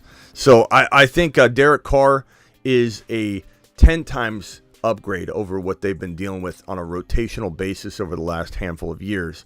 And Derek Carr has got a bad rap for playing in a system that had a defense that was bottom 4 every single year he was there. In Oakland, in Las Vegas, in his entire reign as a Raider was a bottom 4 defense. It is very hard to play good football when you're constantly put in very bad spots, bro. Bad field position, bad situations. Very, very good season considering. And the fact that Derek Carr has, I think, the weapons, he's surrounded by the right weapons with the right defense, we're going to see a different Derek Carr. We're going to see a very motivated Derek Carr. And it's hard to believe and look back on and reflect on, honestly, but you got to think back. There was a moment where you probably liked Derek Carr in Las Vegas for a brief moment, or thought to yourself, okay, this is going to work out. He looks really good here. He had some runs where he was very, very effective. And I think that it is team based, his decline and his bad performance overall. And there are spots where you can look at his deep ball. He's a very good deep ball quarterback. The fact that Devontae Adams had 1,600 yards, 14 touchdowns, and 100 receptions, very, very confident he can do that with Olave. Olave could be a top 4 or 5 wide receiver this year. And if Kamara is suspended for half a year and they have this number 29 overall draft pick, they could use that on a Gibbs. The sky's the limit for Carr in New Orleans, to be honest with you. And I think that they can. Right now, they're the division winners unless Lamar Jackson lands in Atlanta. And so I think the Saints are going to run the NFC South. And so he's got a. So when you ask it, is it a major upgrade? Yes, he wins the division easily unless Lamar Jackson lands in Atlanta. Then it's a two-headed monster race. And then at that point, it's like, I still think the Saints could win a wild card spot. Okay, I see what you're saying. But I mean, it's kind of like it's a lesser version of the Jets, right? Let me put it this way: if Derek Carr landed in New York, I think the New York Jets could win the Super Bowl. I think they'd be a top 4 or 5 team. If they get Aaron Rodgers, I think they're definitely a top 4 or 5 team. If the Jets got Derek Carr, they'd have a good shot to be a top 4 or 5 or 6 team. So it's a little different. Aaron Rodgers gives them more now, but Derek Carr obviously is going to be there longer. So for me, I think that the Saints aren't winning the Super Bowl. For me, the Saints aren't going to be in the championship game or anything, but could they be like the 4th or 5th best team in the conference, or maybe 5th or 6th best team in the conference? Yeah, and I think that's pretty good for the Saints. For the first year out, and Derek Carr will have time. They'll have time to acquire other positions and talent to surround him with, and you'll kind of know what's going on with Kamara at that point. Maybe they don't draft an RB now, but they draft an RB later. What if they bring in Saquon Barkley? We don't really know what they're willing to do. That Derek Carr deal was very cap friendly and very team friendly. We don't know what they're willing to do and what they promised him and what they want to. They could go all in. Who knows? Yeah, I think so. But we'll see. I definitely feel like Derek Carr's got a bad shake and a bad rap, but I think Olave, regardless of what anybody thinks about Derek Carr, we could call Derek Carr top 8 to 10 quarterback or top 12 to 15 quarterback, whatever anybody wants. All I know is that he is good enough to put Olave on the map. So Olave's heading to the moon no matter what. Olave is going to be an absolute monster. His ADP is going to climb so high. His ADP might climb higher than Garrett Wilson's, which is probably in the what would you say? Garrett Wilson's in the 15 to 18 overall range right now in Underdog Fantasy, Bruce. I think he's probably around that territory. Okay, here comes, hopefully this isn't any negativity here from Alex Cruz. Alex, you're live on the Fantasy Football Show. Your team, the New Orleans Saints, just acquired Derek Carr. Your earlier call, I thought was going to be you screaming and yelling. I thought I was going to hear the Alex Cruz with a real high-pitched voice. You know when you get real excited and you go, hey! I thought Alex Cruz was going to call in and go, oh, my Saints got Derek Carr. I thought he was going to be so excited. This guy calls in. I'm like, hey, diehard Saints fan, how do you feel? His words, could have been worse. Could have been worse is what Alex said. Alex, tell me you've digested a little bit more. How you feeling, pal? Okay, so here's the thing, right? I wasn't surprised because we were willing to trade for him. We were kind of like the team that was either in the first or second spot to get him. Right? So I wasn't surprised. It wasn't like this thing where I was like, oh, what? We got, you know what I'm saying? It was kind of like that reaction. It was kind of like, okay, we got him, right? You know what I'm saying? I hear you. Which is good. It's great. If you're banging a drum for Olave before, now it's just like a full drum line because if you remember, when Jameis was the quarterback, he was leading the league in air yards. Drum line. Right? And when he got out of the lineup and Dalton came in, he became a possession receiver. It wasn't even, he just fell off a cliff in terms of air yards. Now I think he can get back to that. Bro, I think I think that Derek Carr is one of the more I'm not saying he's a top 5 quarterback. I don't want anybody to take away from this. I love Derek Carr. I don't love Derek Carr. I think Derek Carr is a great fit for the New Orleans Saints. I think Derek Carr could be a top 8 to 12 quarterback. It's a wide range because the NFL is we got a lot of quarterbacks in that territory. It's not a cop-out or a shady way to try and rank the 8 to 12. It's 8 to 12. The quarterbacks in 8 to 12 are all very close. Every year, you could be 12 or you could be 8, you could be 7, you could be 14. And when I do my quarterback rankings, people lose their mind when I leave their quarterback out of my top 10. And it's like, bro, the 7 could be the 14 with literally 2 touchdown throws. Like, it's really, really close. But my point being, I don't love Carr. I think he's a really good quarterback. Really good. Not great. He's really good. He's a good quarterback. And he's one of the more underrated deep ball throwers in the National Football League, proven by Davante Adams catching deep touchdown tosses and dimes from Derek Carr throughout this supposed bad year Derek Carr had. And Davante Adams has 1,600 yards, 14 touchdowns, and 100 receptions. Does anybody think the guy who led the NFL in air yards while Winston was under center, and the guy that turned into a very good sideline and possession receiver when they no longer had Winston under center to throw said air yards, does anybody think that wide receiver isn't going to just completely just explode with Derek Carr under center? Derek Carr is going to feed Olave. Olave's going to the moon. Just straight to the moon. To the moon. Yeah, because, I mean, the conversation about him when he was coming out was, out of Ohio State, was explosive guy, fast guy in the route run, right? Like when Winston came out of the line, like he maybe had a deep play every 5 games. It was that bad, like, right? It was just not even happening, right? And now I think he might, he'll probably get some more deep shots for sure. Yeah, and they're for sure they will for sure draft a running back. I probably won't be in round 1, probably not in round 2, but at round 3 they'll probably draft a running back and they'll probably draft a receiver as well. Our guy bro says acquire Derrick Henry now that Kamara will be gone. Let me say this, bro, and let me say this loud and clear. These teams that don't at least try and attempt, and this is coming from a Derrick Henry doubter, like, and not overall. I played it the other day. And I say these things, and some people come at me and say, Smitty, show me the proof when you say something like this. I showed the proof on my show the other day. I could show it again if anybody wants to call me out on it. I don't know of a single analyst in the entire fantasy industry that was higher on Derrick Henry the year before he broke out than me. And I went on record as my first video I ever did. And I said, somebody asked, who's the biggest rags to riches? Do you understand what I'm saying there? Rags to riches. He was a rag. Derrick Henry was a nothing. He was overlooked. He couldn't get into the lineup. He couldn't beat out Deion Lewis. He couldn't beat out DeMarco Murray. And your boy Smitty said that Derrick Henry is the biggest rags to riches player in the National Football League and in fantasy football that can go from a bench running back, because no one's starting Derrick Henry at this point. He failed to get the starting job, but I saw the talent in him. I said he'd become an absolute top 5 monster if he got the opportunity. I could play the video if anybody wants to see it. I played it the other night on my show.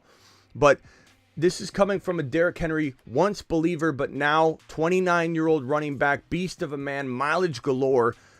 I think he's potentially on his decline, and I'm going to avoid him at a very high draft cost. But hear me now.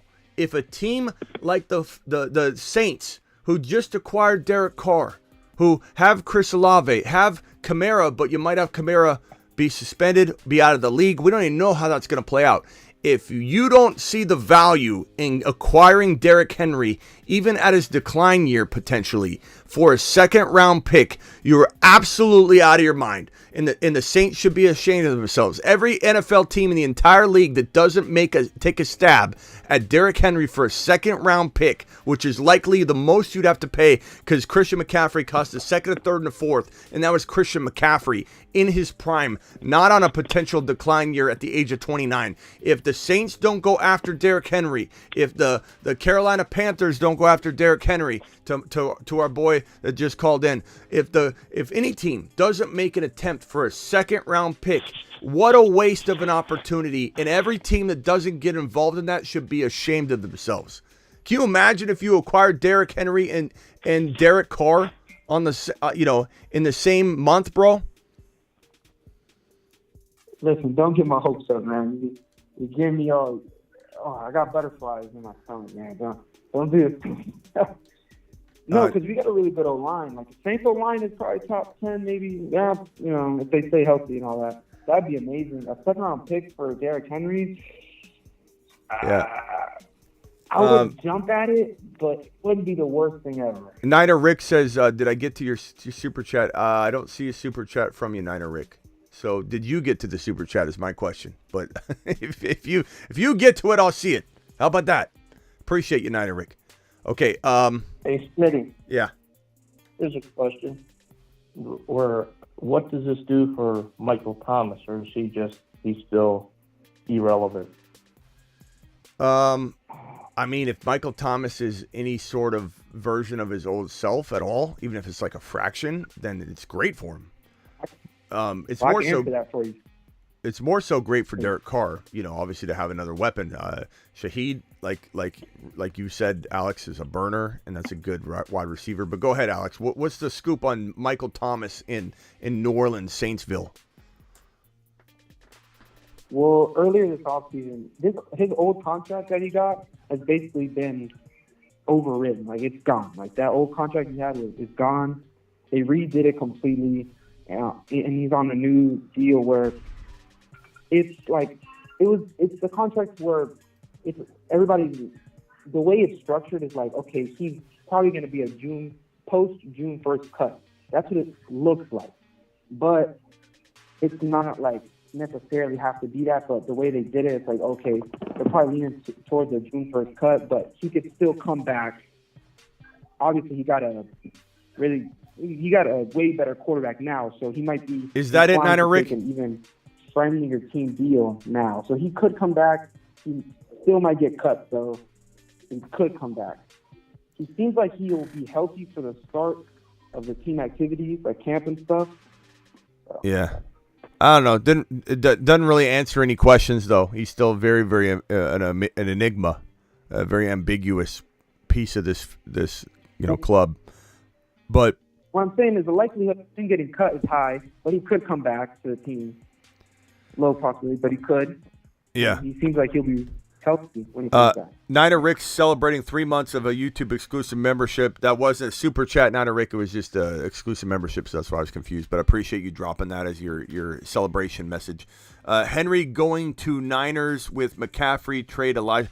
This guy, Niner Rick, I love him, but he thinks everyone's going to the Niners. He thinks everyone's going to the Niners. He thinks that the Niners will acquire Henry. He thinks I think mostly he's joking, but I think part of him really does believe the Niners can acquire anybody he wants.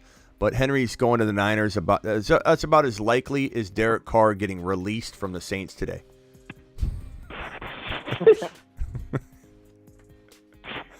Oh. All right. Hey, Garrett, you got anything else?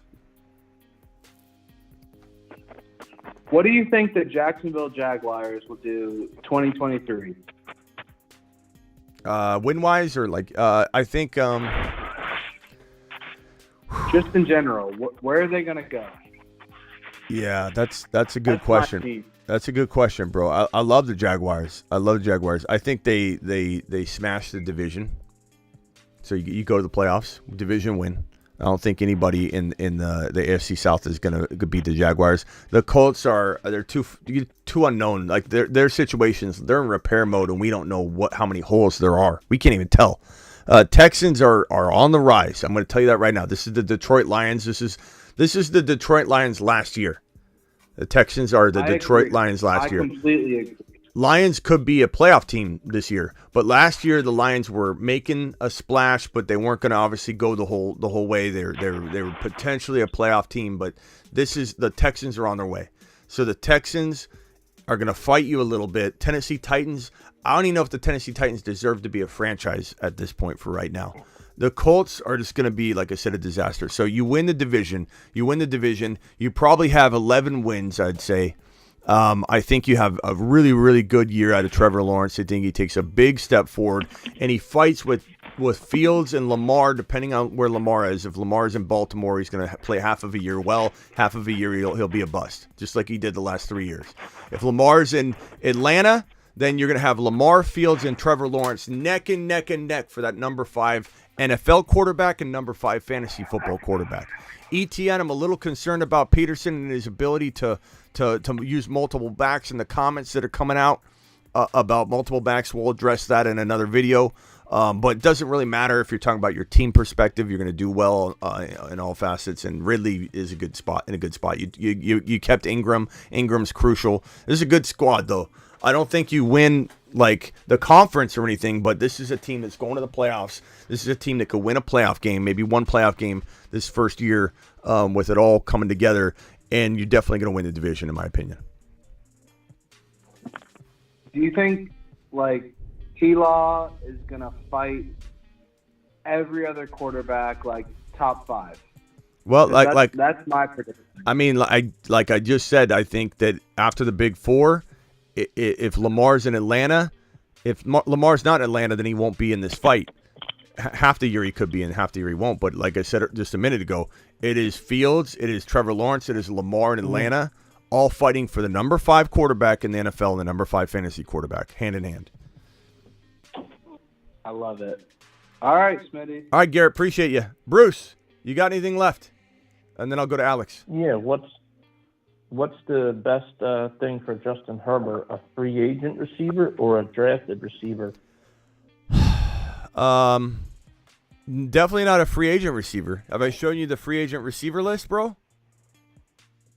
I mean, you tell me who on here is a good option. Juju, Lazard, Jacoby. Jacoby's going to command like Christian Kirk money, but he doesn't necessarily deserve it. Slayton, I like Slayton, but these are not elite players.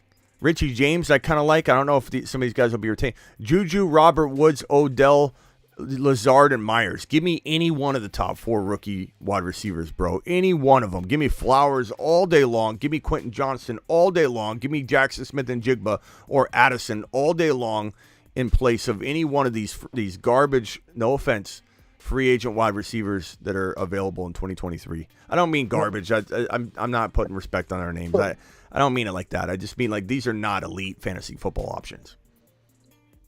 Okay. And what he needs is a coach. That's what he needs. Yeah, they do. They need a whole lot. I don't have faith. I don't have faith right now unless you guys acquire one of those wide receivers, Bruce. If this is your team. Right. No, I'm a Vikings fan. Yeah, I'm not. I'm rooting for Herbert. I'm cheering for Herbert. I once loved Herbert. I still support Herbert. I still love the guy.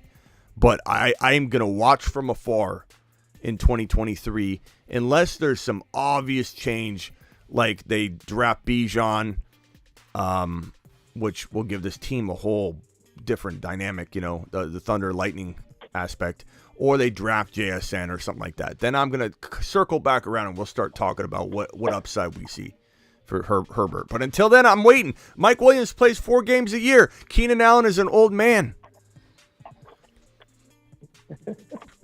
Yeah, didn't they say they were going to cut Keenan Allen? They're not. They came back and said that we're not getting rid of Keenan Allen. Keenan Allen ain't going nowhere. That's what I think the quote was. We got who is this? This is Steven. Steven, you're live. Hey, what's up, man? How you doing? What's up, pal? Hey, I don't know if you covered this because I noticed that you started 2 hours ago. But I don't know if you've seen on the latest report. I don't know how Matthew Berry, who did he talk to around the league, the fancy guy? But they posted on Roto World that I guess I don't know where he said this, if it was on his fantasy show or anything. But he said that the Broncos are shopping Courtland Sutton. I wanted to get your thoughts on that. Yeah, I don't know that there's going to be a whole lot of interest in Sutton, but I mean, I suppose I just showed the wide receiver free agent list and it's pretty garbage. But yeah, I mean, if he's being told that, and I'll pull up the report right here and put it on screen, it's definitely interesting. I don't know that it garners a trade or trade actually gets executed, but let's put it on screen and we'll read it. But according to the report here, Barry went on to say if they get a decent offer, they would move on from him. Sutton is currently under the team control through 2024 at a non-prohibitive $15.5 million annual average, meaning this might be the case of failing to meet the team expectations and chemistry with quarterback Russell Wilson. Sutton held the lowest separation at target value of any primary pass catcher that Wilson has played with over the previous 5 seasons. I've never been a big fan of Courtland Sutton. I was as a rookie, but then, the injury and all that, I haven't been big on him since his ACL injury. I just haven't really felt like he's got that number one dog in him. Number one wide receiver dog ability. I just don't see it. I don't see it. And I don't know that a team's going to trade for a guy that's underperformed, bro. You know what I mean? Like, it's possible all it takes is one person to want to dance with somebody, and then they can dance. But, I don't see Sutton proving anything to any acquiring team that warrants a trade. I just don't. This is borderline like a player that they maybe don't want on their roster for a reason, because he's underperformed. But he's also good enough to where you don't let him go and you kind of hope that he pans out. But I highly doubt a team says, give me Courtland Sutton and what he did last year. What did he hit? What did he have? Let's pull up his numbers. Give me Courtland Sutton. He had in 2022, 829 and 2 TDs. Played 15 games. Yeah. Not great numbers. Would you think that, because you know how, some of these guys, that are in the league, they are, some of them are pretty arrogant. Would you think that, maybe they would come out and be like, hey, I feel like I can turn that guy around, Russell Wilson, garbage, and he might be done. Maybe he can come into my system, and depending on the type of quarterback that he goes to go play with, that he can put up better stats. Not at the cost of a trade. You never know. I'd never say never, and anything can happen. But I don't think he hasn't impressed me, bro. And I consider myself on a form of scout. I know people laugh at that with the fantasy football. When people are outside the fantasy community, they laugh and say these fantasy guys don't even know football. We know football more than most people that are just looking at football, because we look at football and we also look at fantasy. You can't study fantasy and be embedded in fantasy without knowing and studying football. So it's ridiculous. And when I go on a lot of shows that are not fantasy geared, if they're team based, I go on a team show, be about the Niners or about the Patriots or whatever. I'll see a lot of comments in the comment section that say this guy just knows fantasy. As it's so funny. It doesn't bother me. It just makes me laugh to the point where I'm explaining it. But it's you can't know one without the other, but you can on the flip side just know football. You can just know football and not have a clue about fantasy. And fantasy is such an amazing part of the football process, because we're projecting numbers. We're in the business of trying to foreshadow production.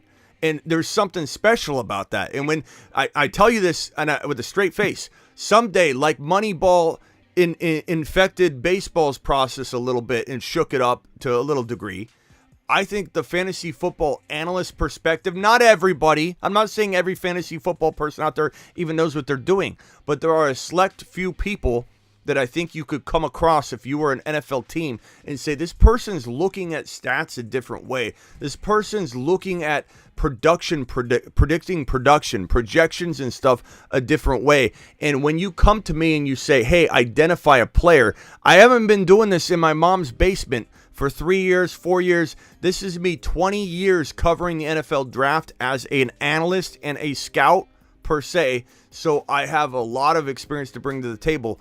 And I'm telling you right now, from my point of view, I don't see anything in Courtland Sutton that's going to be attractive for anybody that's wanting to prove to somebody that they know how to turn somebody around. There are far better options, not to mention the draft capital involved in a trade, bro. You could go straight to this wide receiver free agent board, and you could get Odell Beckham Jr. Where's the wide receiver board? You could go get Odell Beckham Jr. for free. You could, sign him to a deal. But you could go get Richie James. You could go get Mac Hollins, who proved a lot of grit. Slayton. A lot of these guys, they're not amazing talents, but they're much better, cheaper alternatives than trading draft capital, for a guy that's proven nothing.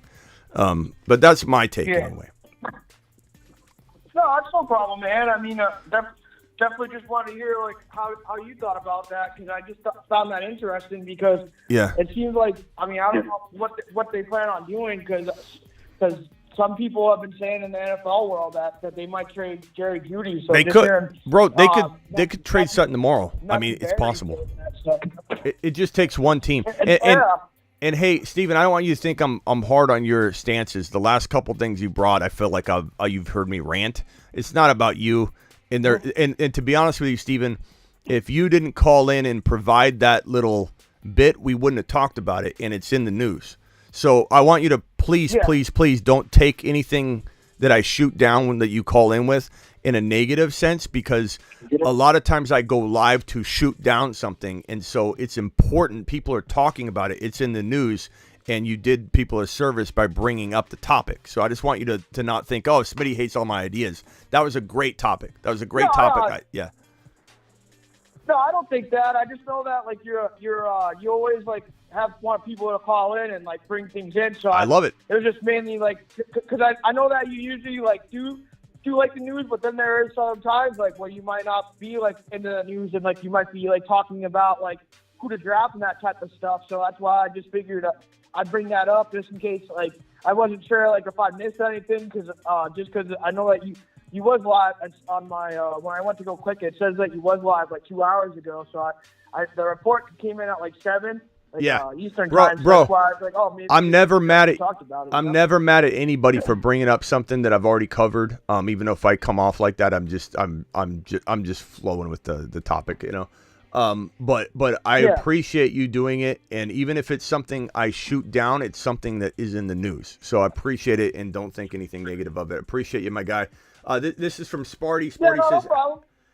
You can hang tight real quickly. Absolutely think looking at fantasy has made me notice real talent on the field and potential coming in. It's so helpful, says Bob. Appreciate you, Bob. I appreciate you, Bob. Thank you, pal. Smitty is right on more than he's wrong. I definitely miss stuff. I don't want people to think I think I'm some 100% landing analyst. I don't think that. I think just like a player, you know, I wouldn't, if I thought I wasn't going to help you guys, I wouldn't be in this business at all. You know what I mean? Like, I feel like I'm here for news reporting and for analysis, and I feel like I love both. I do love reporting on the news, but I wouldn't want to report on it from a straight opinion perspective or a straight fact perspective. I definitely feel like I'm on the talking head level of an analyst. I'm not some total stat driven Adam Schefter that injects opinion very rarely. I'm definitely talking head, inject my opinion on everything, but I'm very stat driven at the same time. A lot of people think that I'm all gut instinct and I don't do stat driven stuff. I do. I definitely use stats. I just, there's so much to talk about in terms of the eye test, and usually we go there. You know, we usually talk about that stuff more than we go, is target percentage in press coverage on the right side was 0.57 higher than any receiver in weeks 4 through 8 when weather was at a certain temperature, and he's going to said weather. He's going to said weather. This means he's going to break out. Absolutely love him. I'm just different than that. Like, football is the one thing. It's not like baseball where you have this stat and a person's average is what they are. You don't even have to watch fantasy baseball. If you're a 2.77 scorer, you're a 2.77 scorer. It's an average. That's it. There's nothing else to baseball other than trying to project where maybe could somebody become this type of score. But if you're a 4.65 scorer, you score 4.65s almost every time you go play a baseball game. That's fantasy baseball. Football, you could be nothing for 4 straight weeks, and from weeks 5 on, you could be the best running back in the National Football League. And that's why I love fantasy football so much more than any other sport, because you do it live and anything's possible. Averages don't matter. Nothing matters. All right. Hey, I gotta go. Appreciate you guys all in here. Garrett, any final statements? Garrett, I know you're still there. Any final statements, Garrett? Nothing but Duval. Appreciate you, man. Later. Alex, anything else you want to add, pal? Nah, man, I'll catch you later. Thank you. Alex, the first ever YouTube exclusive member on the channel. This is patient zero. Alex Cruz, standing ovation. And on top of that, Alex, I just want to say I'm so excited for you. I know you're barely excited for the Derrick Carr acquisition, but I'm going to be excited for you, okay? And Olave, we both agree, to the moon, pal. Go sleep tight. Don't get the wrong idea, man. I know. I'm way more excited, man. I'm just really kidding. Good, man. All right, Alex, I appreciate you, man. Appreciate your loyalty. You've been one of my longest time followers that I've ever had. So I appreciate you, man. Thank you, man. I'll see you later. Later. Steven from Mass. What's up, Steven? Any final comments, bro? The Bruce, I think the Bruce is gone. No, man. I'll let you go, man. It seems like you're closing up shop, so thank you, man. Steven, what's your major? What's your major again? What is it? What's your major? You're in school, right? My major? Yeah. No, I'm not in school. Oh, okay. I thought you were in school. No. Okay. I think you got me confused with somebody else. What type of you school, don't have to tell me where, but what type of work do you do? I'm just curious. I'm trying to hold on. Let me think. Hold on. Right. It's either sales or construction. Well, I used to work sales before, but yeah. So you're close. I did work in the customer service industry. What type of industry are you in? I'm in the dispensary business right now. Okay, so dispensary construct. I kind of felt like that like industrial vibe or something going on. Okay, Steven, I appreciate you, man. I appreciate you. Call in anytime. No problem, man. Thanks, man. Later, pal. Yeah, thank you. Hey, Smitty, don't worry about what were you saying before. Like I don't take anything that you say like in a negative way. All right, man. I know that that's just like your opinion and stuff. So all right, man. Yeah, catch you later. Bye, pal. All right, I'm out of here. There's 78 of you still in here. Punch that thumb up button on your way out the door. We got 138 thumbs up, 78 eyeballs still in here, 80 eyeballs still in here. I'm live Monday through Friday at 7 p.m. Eastern every single Monday through Friday. I'm also live whenever news breaks. That means if something breaks tonight, I'll be back. So your notifications better be on. And if sometimes you don't get notifications because if I go live on YouTube more than 2 times a day, they'll throttle notifications. Go to Instagram. Make sure you're subscribed to Instagram. There's a bell icon at the top right of my profile page. Click that and turn on notifications for live streams, for especially story posts, because when I go live on YouTube, I put a story post every time saying, hey, I'm going live on YouTube. So you won't miss a notification ever if you enable your Instagram notifications for me. Ron Navy dropping a $20 holler. Hold on, Ron. Let me get organized here with some dollar bills and make it rain in the studio. Ron Navy making it rain in the studio. Ron Navy in the building, people. Ron Navy in the building, dropping a celebration. Let's see here. What is this? Ron saying, great shows. Appreciate you, Ron. Ron in the building. I didn't even know Ron was there. He's like a little ninja in the corner. We didn't even know he was sitting there the whole time. Ron's probably, I could have turned around and he's sitting right in my studio, just right in the corner. Ron, very quiet today. Hope all is well, Ron. I'll be back if there's any sort of breaking news whatsoever. I have an hour and 20 minutes to eat. And that's my eating window closes because I'm doing this intermittent fasting. Franchise deadline tag window closes at 4 p.m. tomorrow. Danny Dimes probably getting tagged.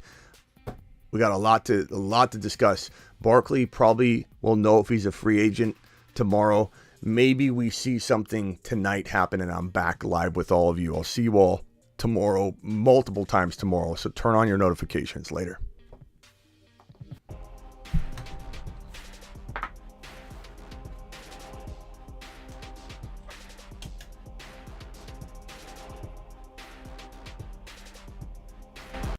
The stack above all stacks. It's time to drop the pancake emojis in the live chat. People are getting burrowed left and right, and people are going to remember it. Get burrowed. He's on a shuttle to Mars. Mars men. Let's go. Chris Olave to the moon. Loads dropping and spinning aimlessly in space. Chris Olave to the moon. Let's go.